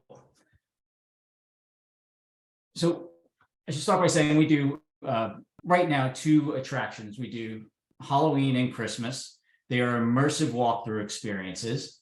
But I'll take a step back for a moment and just say, a couple of years ago, Justin found this void in the Christmas entertainment kind of destination, things for families to do. So there were really a lack of activities in that November, December window. Started off with 1 attraction 2 years ago for Christmas. Then he launched another Christmas last year, along with Halloween, found it successful, as I was saying before, and that's when I came on. So this is an interactive walkthrough experience. It's kids, families, adults. It's affordable. It's something that people build memories around, and it's indoor, so we are less susceptible to weather conditions, where most Halloween and Christmas attractions and holiday attractions are outdoor based. We decided to go indoor, and which draws in especially young families that wouldn't necessarily do something like this. So, and it's really an easy way to embrace the season, whether it's Halloween or Christmas. So our business model, we mainly generate our revenue from ticket sales, and then we also have gift shop sales and sponsorships. Now in 2021, gift shop sales was 10% of our revenue, and then in sponsorships was 6% of our revenue.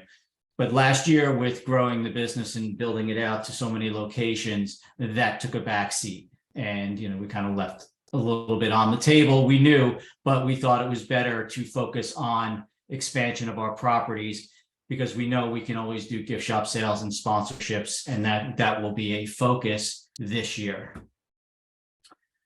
So we were able to negotiate quite affordable leasing deals. I mentioned we have indoor locations. We brought in some Hollywood and Broadway theater set designers to help us build out these spaces, and then we are about to leverage our expertise, because we know we can take it beyond Halloween and Christmas. And I'll get to that in a minute. So this is the core team here with Justin and myself and Allie Lewis, who has been here for a couple of years with us now and has kind of been through it all. She runs our day-to-day operations. And just a little bit of background on me. I've built a number of brands. I spent 20 plus years at HBO running their global strategy and operations.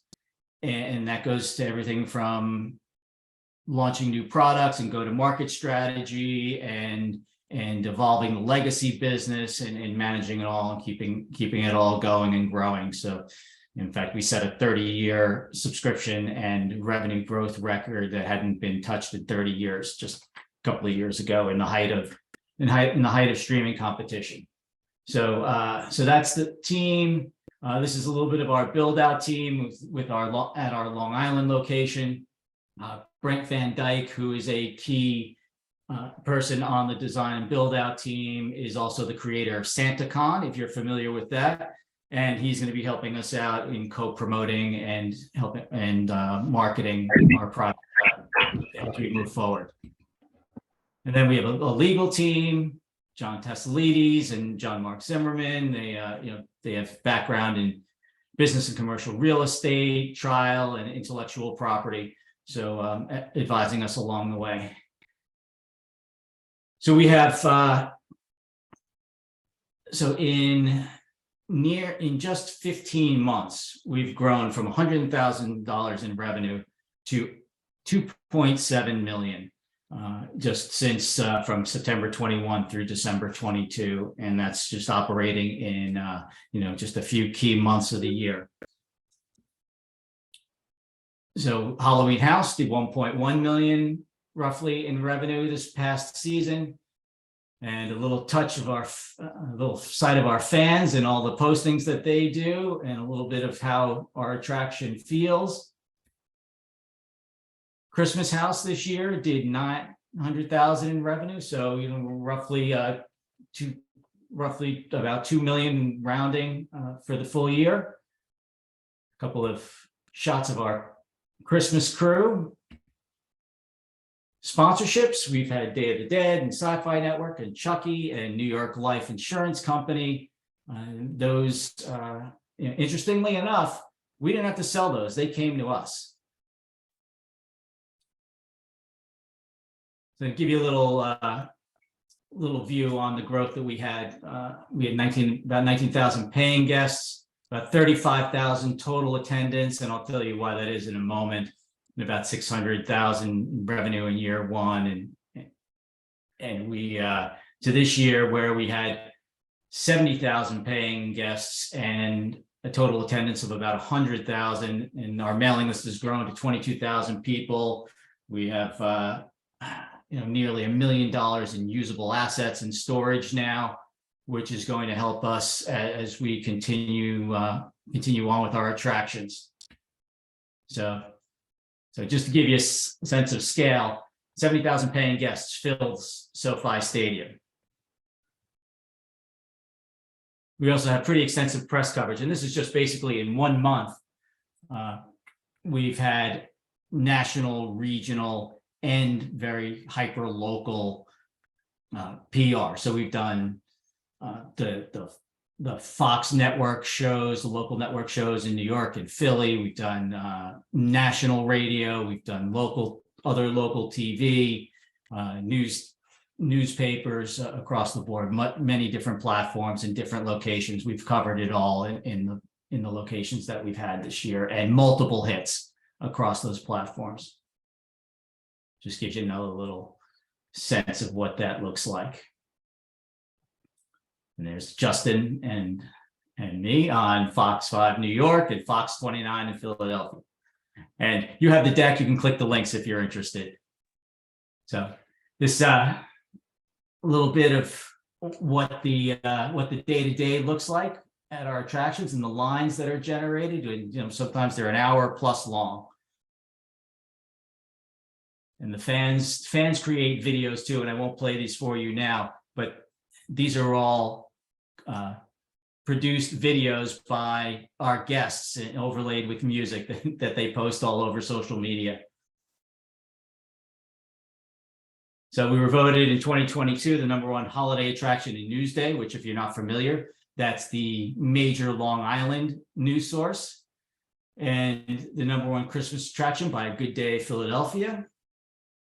We've got great customer satisfaction. And we also have this No Family Left Out program, where if a family cannot afford our attraction, our tickets, they reach out to us and we work with them to make sure that everyone gets the opportunity to come experience our attractions.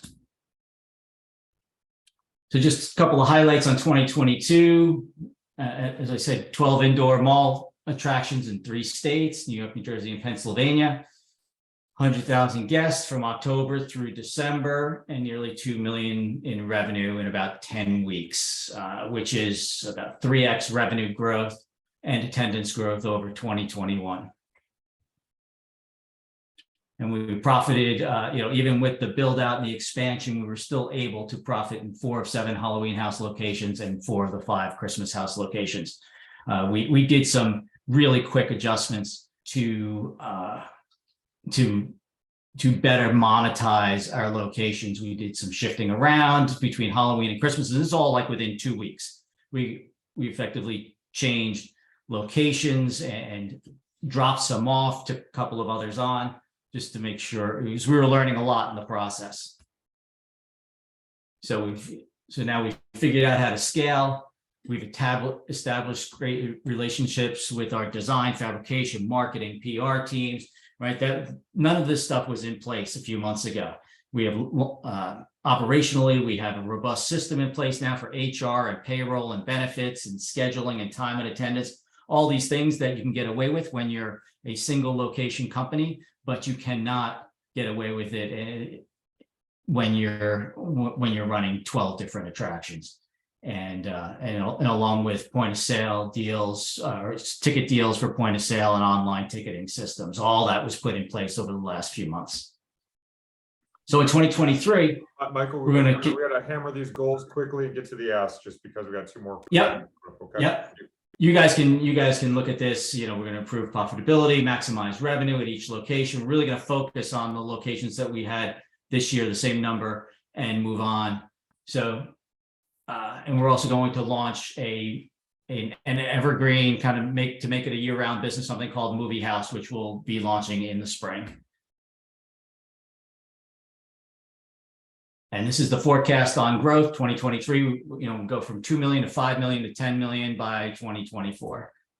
And this page will show you the savings and the benefits and what we've done this year and how we've gotten smarter about our business and how effective we can be moving forward.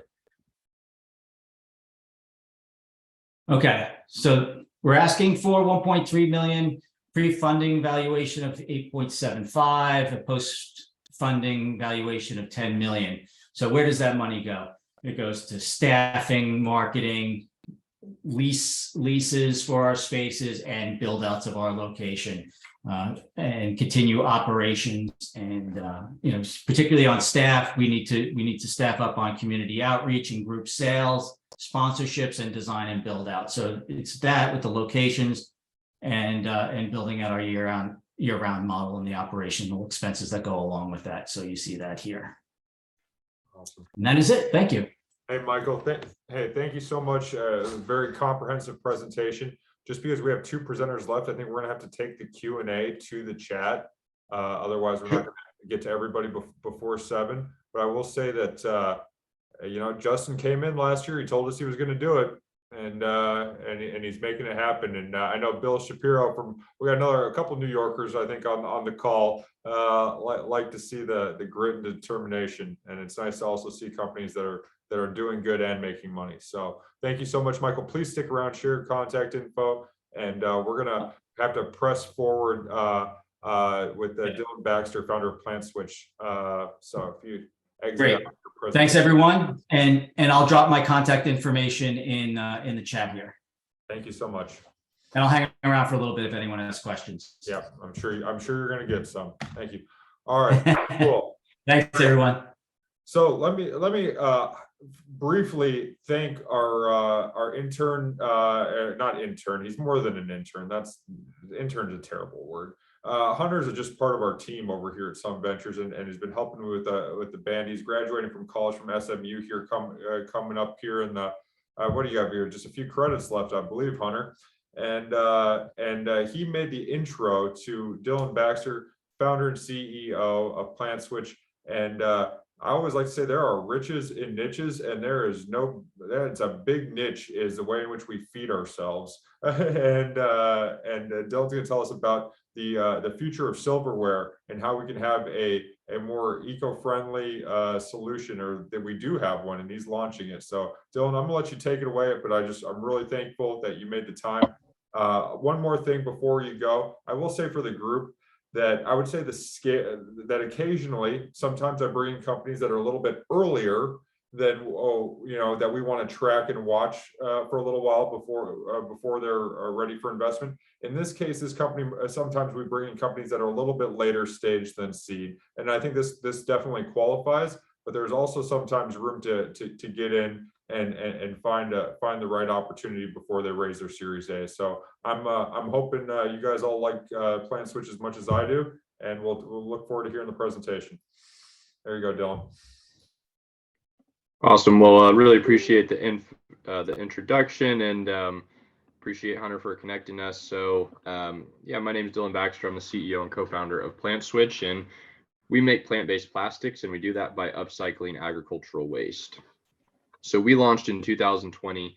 We have proprietary technology where we take agricultural waste, we upcycle those into a plastic alternative that looks, feels, and works like plastic, but it's made from plants. So we launched our pilot products back in 2020, cellulose-based straws and cutlery, and now we're commercializing the technology, so the underlying raw materials which made them so popular. So since launching in 2020, we've managed to grow to around 3.5 million of run rate revenue today. We're approved vendors with all the major national food service distributors, and we have some great direct clients, including Fresh Juicery, Creation Organics, Hillstone Restaurant Group, just to name a few. So plastic is a massive issue. We're using a non-renewable resource that takes thousands of years to create. We're using it for about a few seconds, and then we're throwing it away, and it lasts another 1,000 years. So it's a pretty terrible system. Additionally, we're eating about 1 credit card's worth of microplastics every single week. If you like sushi, that number's a little bit higher. So some disconcerting statistics continue to come out about how bad plastic is for us, about how much it's impacted us and contributes to things like cancer, heart disease, et cetera, et cetera. Additionally, it's a very emissions intensive process, and recycling just really hasn't worked to date. We've actually dropped from 10% to 5% recycling as a country in the last 5 years. So it's just not really an effective solution. So what we've developed is a low-cost, scalable production model.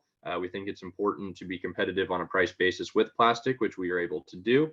It's carbon negative process. We use carbon negative materials, so we're sequestering, instead of emitting, about 1 ton of CO2 equivalent for every 3 tons of resin that we produce. And we have a zero waste product, so it's home compostable, degrades in less than a year, meaning you can throw this in your backyard compost, and it's going to go away. So traditionally, bioplastics have really hit the market in the last decade or so. Bioplastics, kind of a broad definition, but basically any eco-friendly alternative to plastic. Typically a very capital-intensive company and process, and the business plans around getting these products into market have been a bit backwards, in my opinion. So there's been a lot of money raised, a lot of tech developed, additional money raised, and then a manufacturing plant, and more money's raised, and then by the time they get to market, what they realize is that they've chosen expensive feedstocks, expensive production processes, and then the price to produce this raw material is significantly higher than that of plastic, sometimes 3 to 5 times as much. So there's been a lot of precedent of companies in bioplastics that launch these massive production facilities. By the time they get into the market, no one's willing to pay the price that's needed for the ROI, and then it doesn't really work. So we wanted to take a very different approach, where we self-funded our initial product development. We bootstrapped our first 1.5 years of the business. We went to market with contract manufacturers initially, which allowed us to be capital light. And then we got traction into the market, received customer feedback. We're able to bring on a really fantastic technical lead who is one of the industry experts in the space. Then we raised our seed round to develop our truly proprietary technology, and which is what we're launching today, which is an order of magnitude above what we currently have in the market. We've grown our sales to over 3 million in run rate revenue in just a couple of years. We've gotten great market feedback and built a huge pipeline. We've developed some fantastic proprietary technology, and now we're raising our Series A to manufacture that technology in-house which will allow us to make not just the straws, forks, knives, spoons that we have today, but replace really any type of plastic product. So you think cosmetic packaging, CPG, pretty much anything that you touch and feel on your day-to-day basis is something that we can replace. And then we also long-term will be making products for the automotive, construction, transportation industries.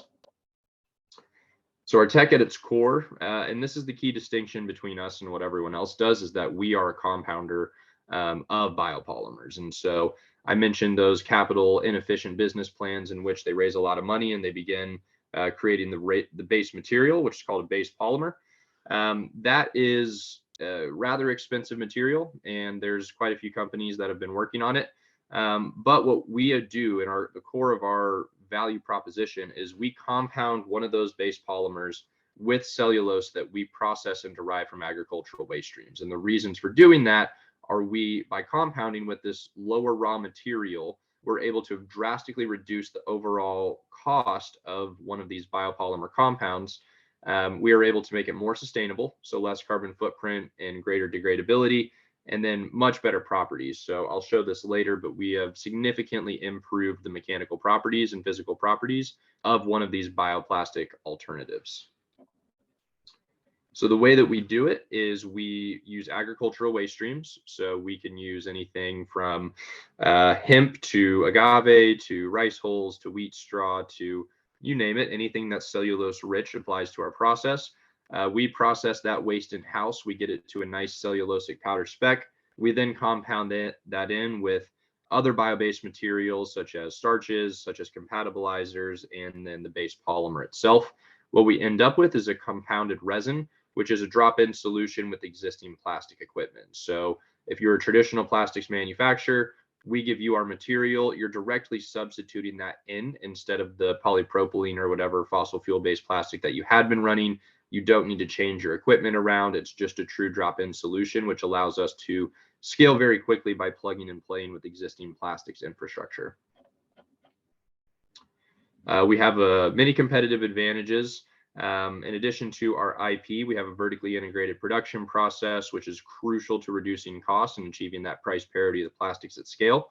We're compatible with all the base resins, meaning that we can work with whichever base resin has the best properties and cost profile. Strategically located manufacturing facility in North Carolina, which is what we're raising the capital around today. First to market, establishing those preferred supplier relationships. I'll show the pipeline in a second here. And then a carbon negative process where we're able to reduce the overall carbon footprint of our customers, which has become increasingly important for them. As it relates to the competition, we're really taking a unique approach. So we're creating compounds of this material, which means that we sit in the middle of the supply chain as opposed to at the beginning. Now, there really hasn't been anyone that's taken that middle lane in the biopolymer industry, even though there's a ton of precedent for it in the plastics industry. However, if you look at our compounds, what we've been able to achieve is a best-in-class sustainability profile, meaning that we are as sustainable or more sustainable than the leading biopolymers on the market today, while also being cost competitive with plastic itself. So plastic is a massive market, but bioplastics have failed to fully penetrate that market at a reasonable type of scale, still less than 2% of that overall market. The main reasons are cost being too expensive, physical properties not being what they need to be for many applications, and then increasing consumer and government demand over the last few years has started to accelerate that growth as well. But our solution, in which we reduce the cost of biopolymers, we increase their properties, and we make them more sustainable, means that we're poised very well to capture on the exponential growth that we expect to see from the bioplastic market over the next decade. Our pipeline consists of some of the largest food service companies in the world for our food packaging product lines. We have signed a supplier agreement with Yum Brands, who owns KFC, Taco Bell, and Pizza Hut. They have a pledge to go fully compostable or recyclable by 2025. We also have been working and partnered with Westfall Technic, which is one of the largest manufacturers in CPG and cosmetic packaging. Their customers and the people that they make products for include L'Oreal, Procter & Gamble, 7th Generation, Gillette, you name it. Very, very large corporations, and we've partnered with them for over a year now. The plan is to go to market with them as their preferred sustainable resin.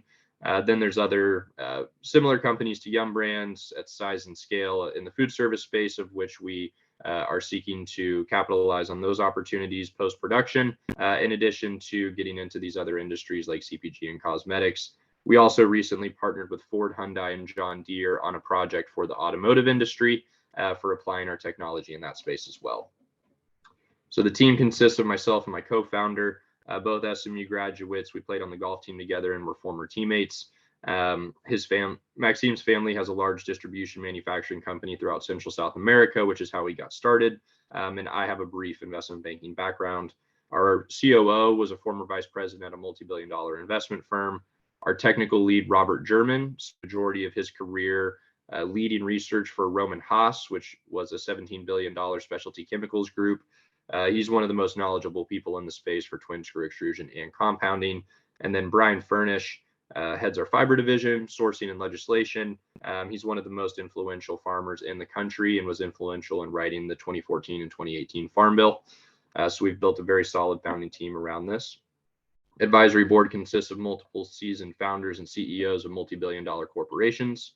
And we're raising an $8 million round, of which around half will be allocated towards launching this new production facility in North Carolina. It's a 55,000 square foot facility in which we'll be able to make the material at scale, reducing our current cost of goods sold by 50% and opening up all these other industries for us to go into. The rest of the capital will be allocated towards working capital, payroll as we expand our engineering team, and then further research and development, which also includes our fleshing out our IP strategy. We recently received a $4.9 million grant from the USDA, non-dilutive capital targeted towards research and development. I like to touch on these just really quickly. This shows how we can effectively reduce the cost of a biopolymer by up to 49%. So on the left is a biopolymer, on the right is a compound of ours with that polymer. We're significantly reducing the cost. We're also significantly increasing the physical properties, so tensile, flexural, and impact strength, all massive increases in our compound over just the base polymer. Thank you. So we are, again, raising $8 million through the Series A. We also have a safe instrument that's open right now for individual investors to come in at a discount prior to the Series A. There's about $700K left in capacity for that safe. So yeah, look forward to answering any questions that you may have.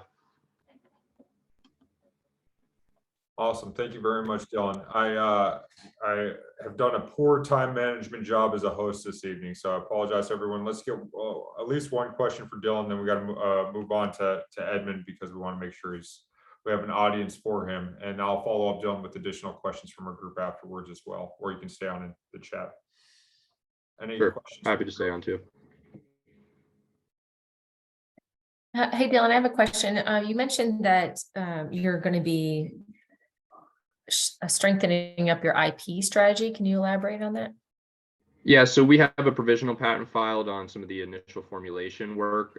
We have developed really a broad base of unique IP in 3 separate technological advantage categories. However, we have not allocated the capital towards fleshing out that patent portfolio. And so the proceeds from the raise will be used to, finding that right firm engaging in a full-blown, really defensible IP strategy based on all the innovations that we've made.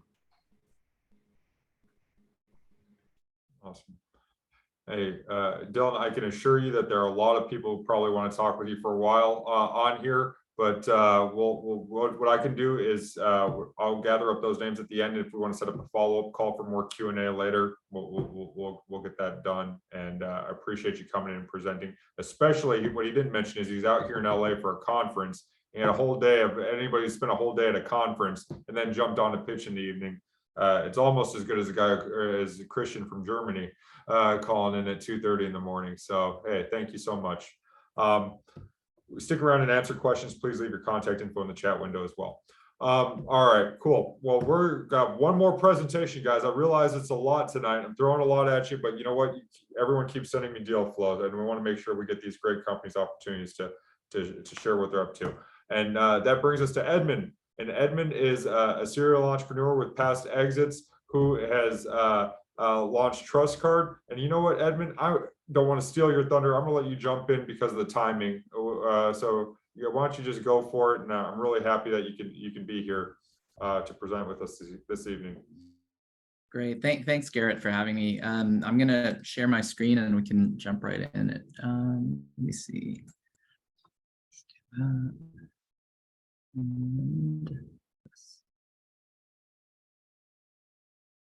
Can you see my screen?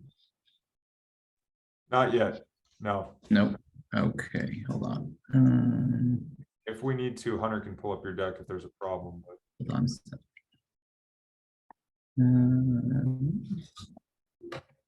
Oh, there we go. Hold on. Can you see my screen now? Yep. Okay, I'm gonna put it on. Is that good? Yep, that's great. Thank you. Okay, great. Thanks, Garrett. So TrustCard. Hi everyone. My name is Edmond Wong. I'm co-founder CEO of TrustCard, and as you can read, what we do is we unlock spending power for high net worth individuals and their families. So before we get started to go into that, our attorneys did say that we got to put this in here and tell you that it's obviously everything's forward-looking statements and so on and so forth, but I guess that's pretty standard stuff. So let's move on. So before we, in order to talk about the high net worth individual families, we have to really take a look at the characteristics.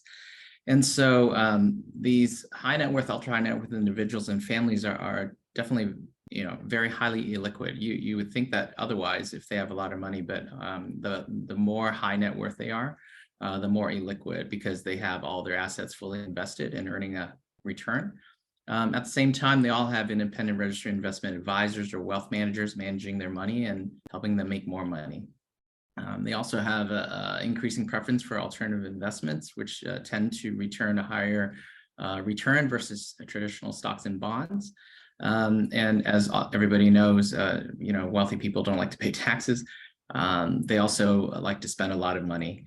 At the same time, they also like to accumulate more assets, especially during the economic downturn period, similar to what we're experiencing now.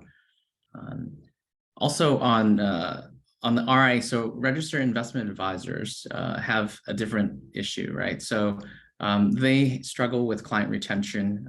It is a challenge for them. Their clients stick with them only as good as their past several years' returns. And currently they lack the relationship with the bank to offer credit lending facilities or offering to their clients to compete with private banks. What is happening now is they offer credit through actually their high net worth clients have to go to traditional banks to get a pledged asset line. And these banks tend to have private wealth divisions that may draw their clients away from them. So also RIAs have a lot of clients that want to invest in alternative investments, and they lack the credit offerings to provide liquidity for them. And RIAs spend a lot of time and money on back office expenses. So what we decided to do is come up with this solution for both the RIA and high net worth families and individuals in the form of a TrustCard. So what is TrustCard? TrustCard is a fintech platform, basically providing securities-backed credit lending facility for independent RIAs and their high net worth clients in the form of a white label credit card. So essentially it's an extension of the RIA's own brand. So it lowers the friction point for them. So it also provides them with more stickiness and to help with client retention. We also provide liquidity for their more traditional securities like stocks and bonds, as well as alternative assets that are usually illiquid. We also help ease the back office asset disbursement burden because we lend the money, so the RIA doesn't have to spend the time to disperse assets. At the same time, we provide more control and visibility for high net worth families and their trusts. In some cases, we are, adjusting the merchant codes, MCC codes, so that say a minor can't have access and they can't purchase alcohol, or they can't go to Vegas and spend money in casinos. We also help minimize capital gains taxes for high net worth families and individuals because they no longer need to sell assets in order to use the money versus just borrowing the money through TrustCard. So let's talk about the market. So Market opportunity is huge. Edmond, I'm sorry to interrupt, but if you're clicking through the slides, at least on my screen, it's not showing. So. Oh, it's not? Okay, Yeah. all right. Yeah, I'm also not seeing it. I'm sorry. Okay, sorry about that. Are you seeing it? Hold on. It's kind of stuck on your opening slide. Okay, thank you for telling me. Yeah. On mine, it's changing, so. Hold on a second. Did that change? Yes. Okay, great. Okay, good.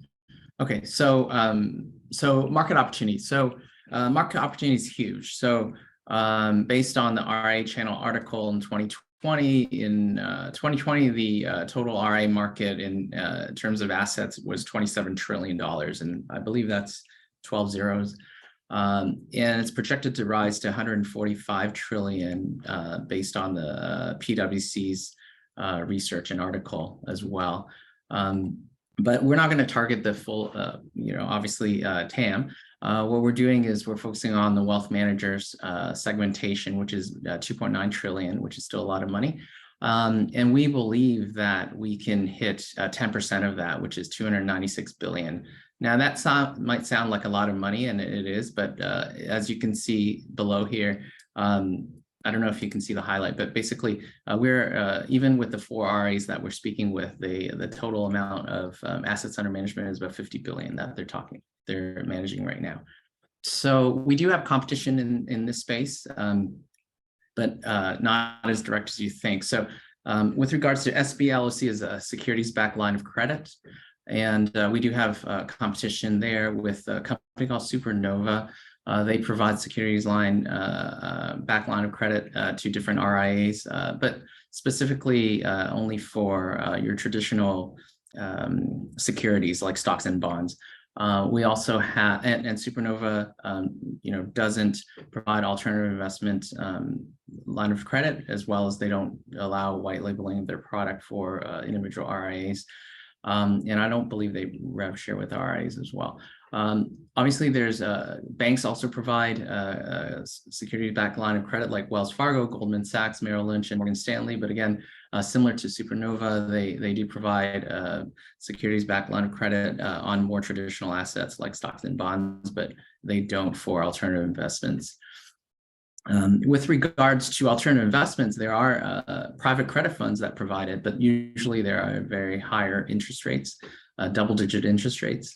Whereas TrustCard, we're focused on our interest rate is SOFR +3, so we're still aiming to be in the single-digit interest rate side range.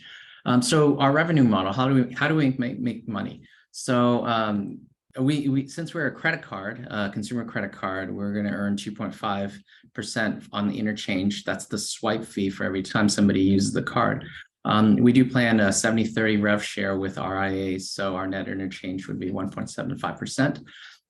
In addition, we expect a lot of our clients to hold a balance and just keep a balance on their line without having to pay back the principal. So we're going to be making 2% on the net interest on any kind of loan borrowings off of their line.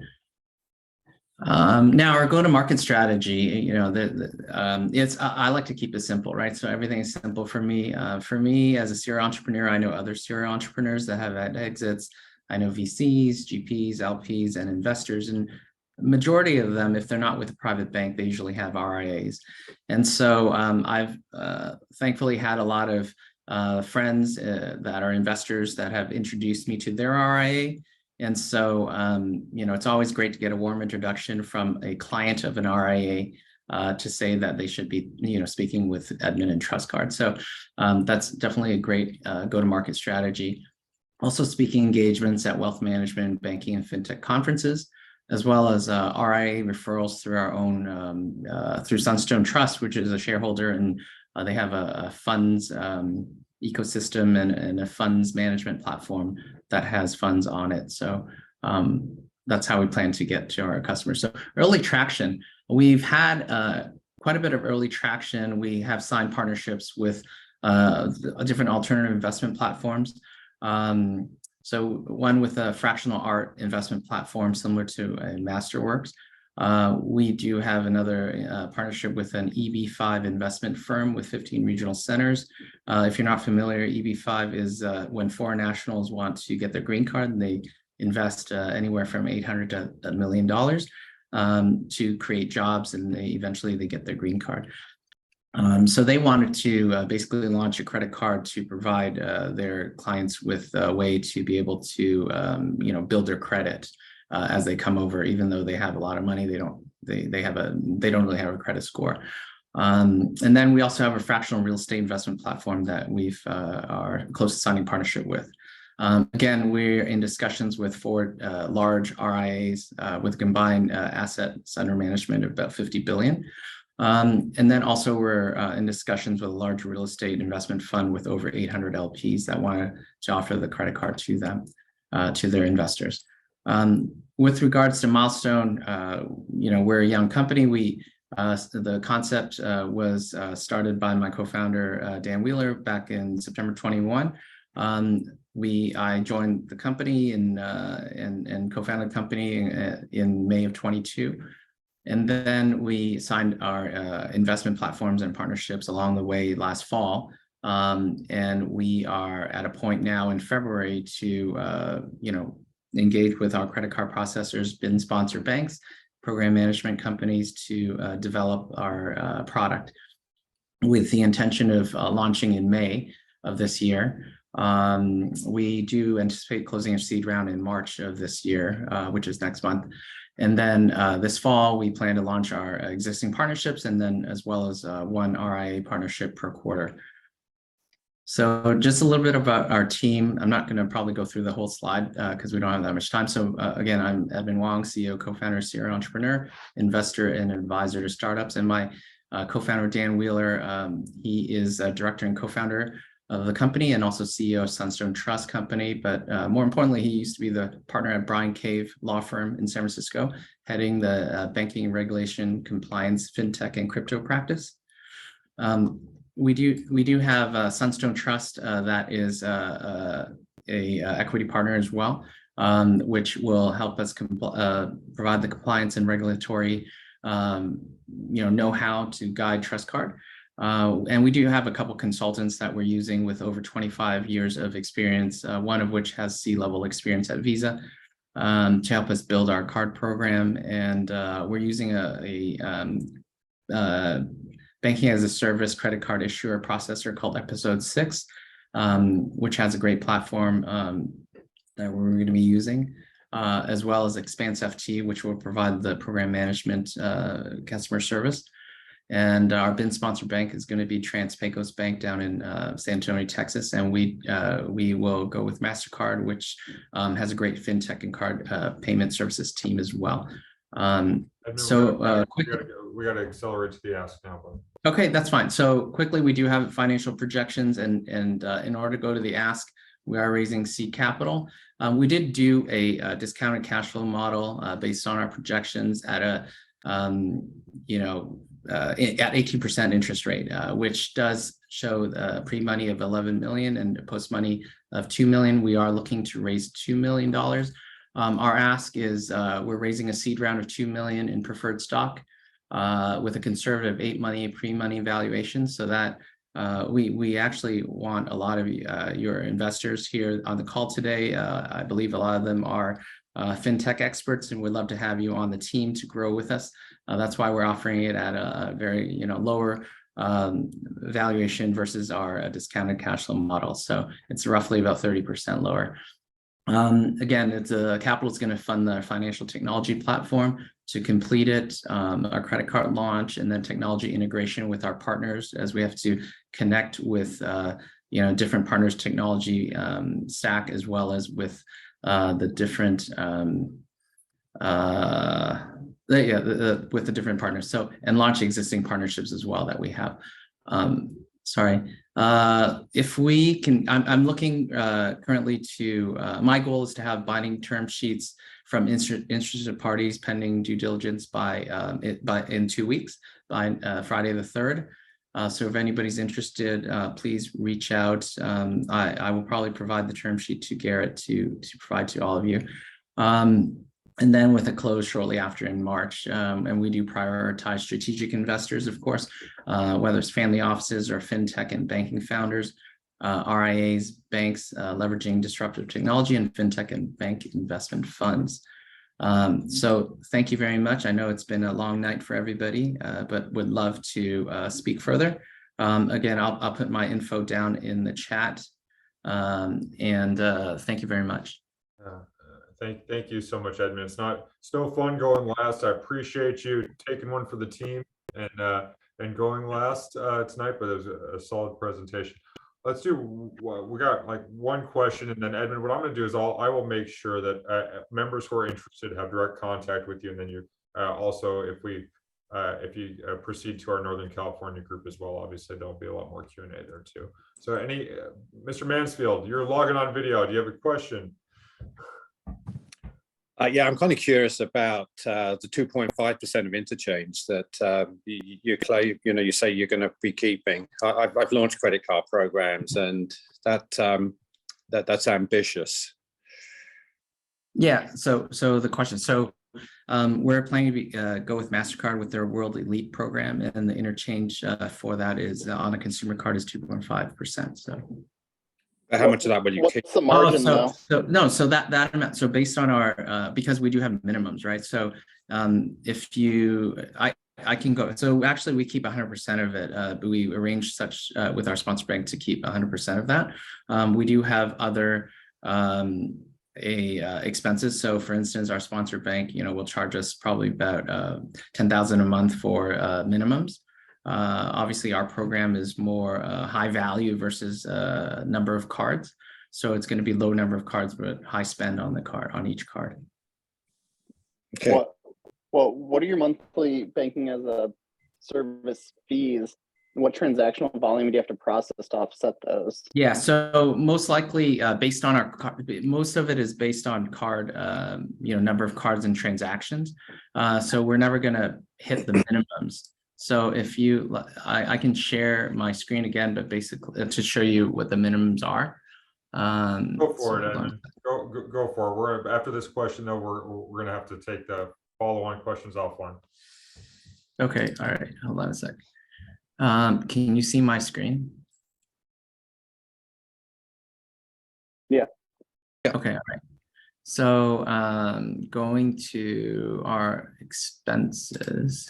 So if you see expenses, so year one, so our minimums because year one is a partial year. So if you look at year two, our BIN sponsorship is $120,000 a year. Those are minimums, and we're never going to go over the minimum if you look at up to year 5. So it's just because it's based on a number of transactions versus and the number of cards as well. Same with program management, and same with the card transaction. So card transaction minimum is from our credit card processor. So it's about $200,000 in year 2 and $250,000 ongoing after that. And what kind of rewards are you going to be given on the card? Yeah, so currently we're going to launch without rewards. Most of our customers they already have other card programs. We are looking at launching rewards in the future, but more with experiences than actual, airline points and miles and so on and so forth. Really, we see our client using the credit line as a form of liquidity on their, assets that they have invested, so that they can maybe buy a business or buy a yacht or buy other depressed assets going forward. Okay. Awesome. Good luck. Thank you so much. Thank you. Really appreciate it. And I think I alluded to a whiskey boat ride earlier on in the start of the evening, and Edmond and the folks at TrustCard and Sunstone Trust run that every month. So thank you everyone for being nice to him so that I can get invited back. Anyway, there you go. I'll invite everybody else who's interested too. Yeah. All right, great. So if you're a founder, please sign off, because we got to talk about you now. And so really, thank you. How about a round of applause actually for our founders first? Good job, guys. Really strong group. So thank you very much. Good evening over the pond. Hey. Good morning, Christian. Bye. Talk to you later. Yeah. Bye. All right, give it a sec. Let's see. All right, we got Jason, Mike, Amy. Guys, thank you all very much for sticking with it. I realize that this was overkill tonight with too many presentations. At the same time, we had a number of folks who said, really, we got to get in this month. So we kind of overdid it a little bit. But thank you all for joining. I'd love to hear some feedback. First, I want to welcome Martha, though. Martha's new to our group. And introduce your Mr. Mansfield. Do you want to introduce Martha to the group real quick? I look forward. I get to meet you tomorrow, hopefully. But go for it, Peter. Yeah. I got introduced to Martha through a mutual friend, and Martha was interested in becoming an angel investor. Yeah, I had a really good conversation with her the other night, and thought she would be a good candidate to meet everyone and to maybe get involved on some level or another with the Band of Angels. So I'm really glad that we could quickly recruit you into the group, Martha. Thank you so much, Peter and Garrett. Yes, I'm happy to be here as a guest. Complete novice, but something I've always been interested in. Well, not always, probably the last 10 years, but I only recently became an empty nester. So here I am. Looking forward to it. Oh, awesome. Well, I tell you, startups will be able to drive you as crazy as your children, or at least almost. That's been my experience. So anyway, all right. So guys, quickly, feel free to just chime in. Bill, what was your favorite company, or one of your top two, if you will? And feel free, everyone, if you want to post them in the chat window, that'd be great too. That would be really helpful to speed things along tonight. First, Martha, welcome to the band. I'm a member of the northern version of the Band of Angels, come from healthcare. I liked the layout tonight, all the companies. Three of them stood out for me. Nothing negative about the others. I didn't understand some of it, but not in any particular order. I like the founder of Animal Cloud because he comes from the military, and when they decide to do something, it usually gets accomplished. The valuation is really nice also. I like Christmas House because when Garrett and I listened to him last year, it sounded like I was back on Long Island in high school, because I haven't heard an accent like that in a million years. And he just said, I'm going to do something, and went ahead and did it. So I kind of like that. For risk reward, I thought Wandering King Studios was out there because of the questions that were asked and what he's doing. So with that valuation, I think the reward might be tremendous. Those were the three companies I liked for those brief reasons. That's my answer. All right, thank you, Bill. Asher, would you like to chime in? Sure. I kind of go in a different direction, interestingly enough. So again, and for me, no particular order. I thought PlantSwitch was really interesting, and they have very interesting technology. I know there's some other companies in the space, but they go about it a different way. And if they have what they say and they're going B2B, the other companies that have been doing it are B2C. I mean, B2C, and doing it a B2B model is, I think, a much smarter way. And they already have these connections in place. So, and being able to really, use the infrastructure that's in place is remarkable. So I really like them. I know that they're a Series A company, and so at a higher valuation, but still really good. I like the pop-up company as well. I know EdTech is just a killer business to be in, but I mean, what they have, and with the connection they have with the student to the teacher, they can really interconnect that way. I'd like to see more about it if it brings in the parents, but I think that's a fascinating technology that they have. So I think those two really stood out to me. Well, Asher, it's almost like I paid you, and I swear I did not pay Asher to say those two, but I will add real quick, just a couple of quick points. One is that as a fund, if you read our newsletter, we're actually sending a wire to the EdTech company, Living Popups, a small investment. We're doing sort of what we consider a placeholder investment of $50K. But because we've been so strategic for Cheryl and for her team, they're actually essentially giving us some additional significant warrant cover for our LPs in that. So that's what we're doing there, and it's because they've crossed over that $1 million revenue mark, and they have some significant traction potential on the horizon. actually, right after this call ends, I'm actually driving up to downtown to meet with Dillon from PlantSwitch to negotiate terms on an investment in that company as well. So they're targeting a $50 million post-money Series A. However, as you heard, that they have this bridge of $700K available to them, and my goal is to get lock that in at a 25 million post on a safe. And so if I'm able to do that, then obviously I'm going to make everyone aware of that. It'll either be through an SPV or something else, but they have $150 million in revenue capacity in their current facilities that they own and control. And that's what and they have contracts that can fill that capacity. So that's one that, thank you, Hunter, very much for making that intro. He's hustling out there in Texas for us. And it really speaks to the extended network that we're building, and I think the value add that we're creating here as a group. So anyway, but I do agree that all the other companies, I mean, I like all the founders, but those are the two that are actually most pressing from a deal flow standpoint in my mind. Peter, what did you like? What did you think of? I'm really curious, Peter, what you thought of TrustCard, if you don't mind, given all of your experiences. I knew you were going to be skeptical. Let's hear it. Yeah, skeptical is probably putting it mildly. I just don't think he's got the team. He's got a thorough enough understanding what it actually takes to launch a credit card. I mean, his timeline was hopelessly optimistic. If he thinks he's going to sign up a card issuer and a bank now and have a card in market in May, then he's living in cloud cuckoo land. And, the 2.5 interchange thing, I've never heard of a card program where he can, actually pull that off. There's too many other vested interests in there, right the way through to MasterCard and everyone else involved. So, and plus, sending out a card, regardless of how motivated the RIAs are, and I'm skeptical about that as well, with no rewards on it, people are too lazy to go ahead and switch. If I've got an American Express card or I've got a Sapphire card and I'm getting plenty of rewards on that, there's no real incentive for me to want to go ahead and do that based on what he's offering to the consumer at the end of the day. So I wasn't impressed at all.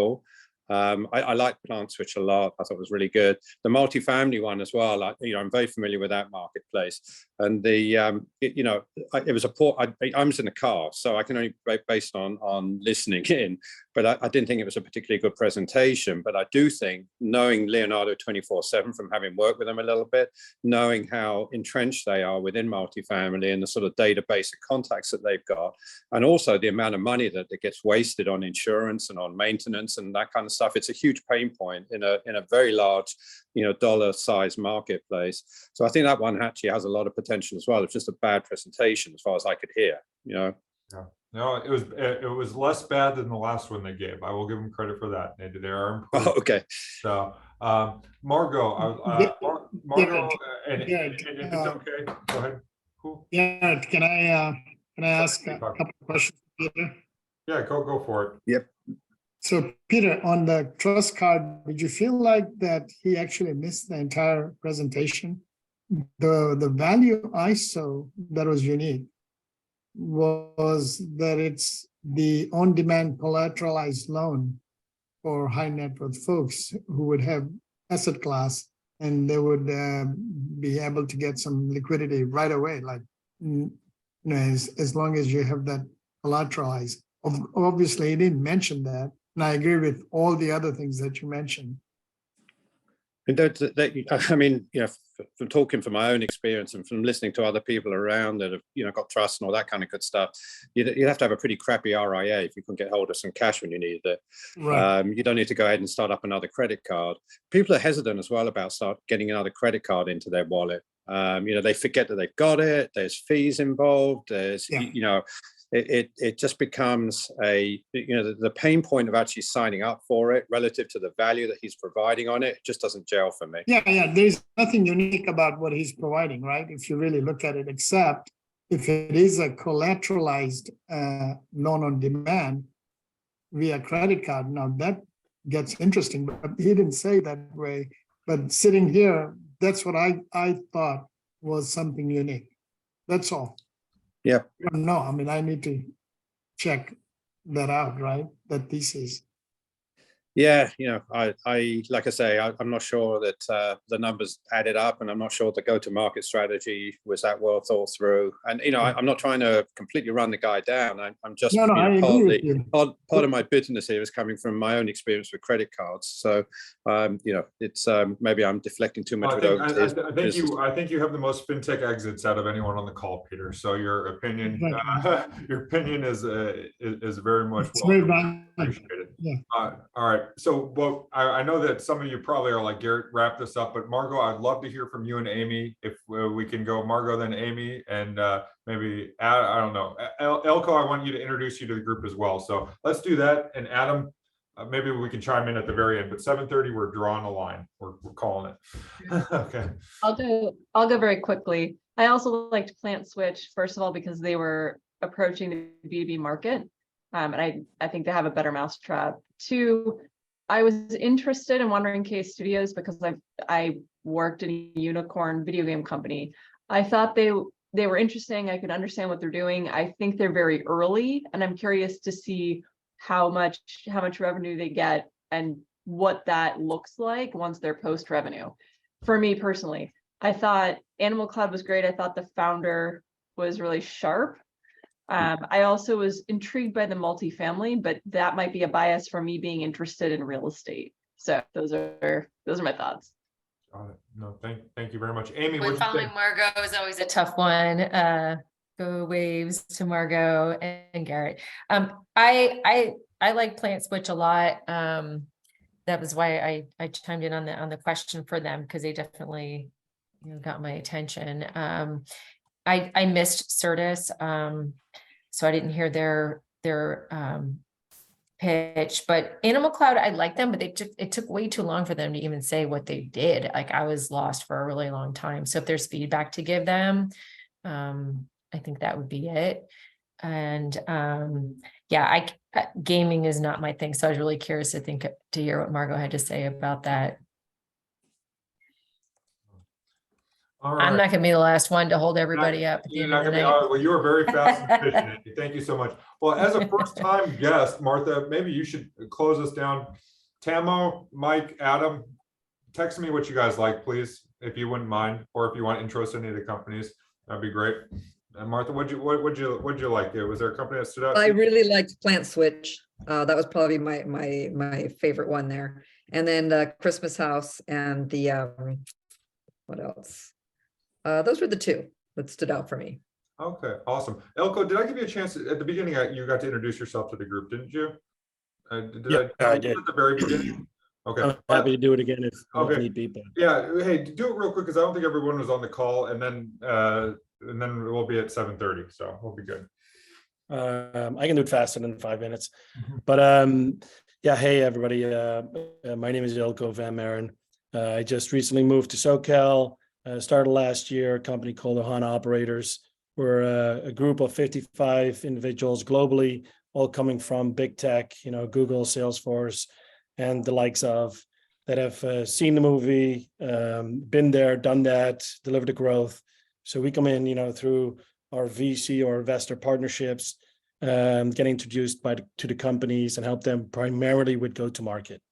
So we really literally come in, do like a gap analysis, figure out what's missing, what, to achieve the mission and to realize their dream. And then we come in and help them exactly with on-demand experts in these areas to move the needle and hit the milestones and create the multiples. So that's what we do. And yeah, we just love everything that we saw tonight, Garrett. It's really amazing. So appreciate being here and meeting all of you. Hey, no, I just, again, and Deepak, I don't think we got a chance to actually you're joining us next month. I'm going to get to highlight your background a little bit more next month. It's awesome seeing this continue to grow, and I really appreciate you guys sharing the group. And yeah, I'll try and do a better job of keeping us on time. Not too often we go past 7, so this is a little unusual, but I want to wish everybody a good night. Thank you so much, and yeah, we'll see you guys next month or sooner. Thank you. Thanks, Garrett. Thanks everybody. Thank you.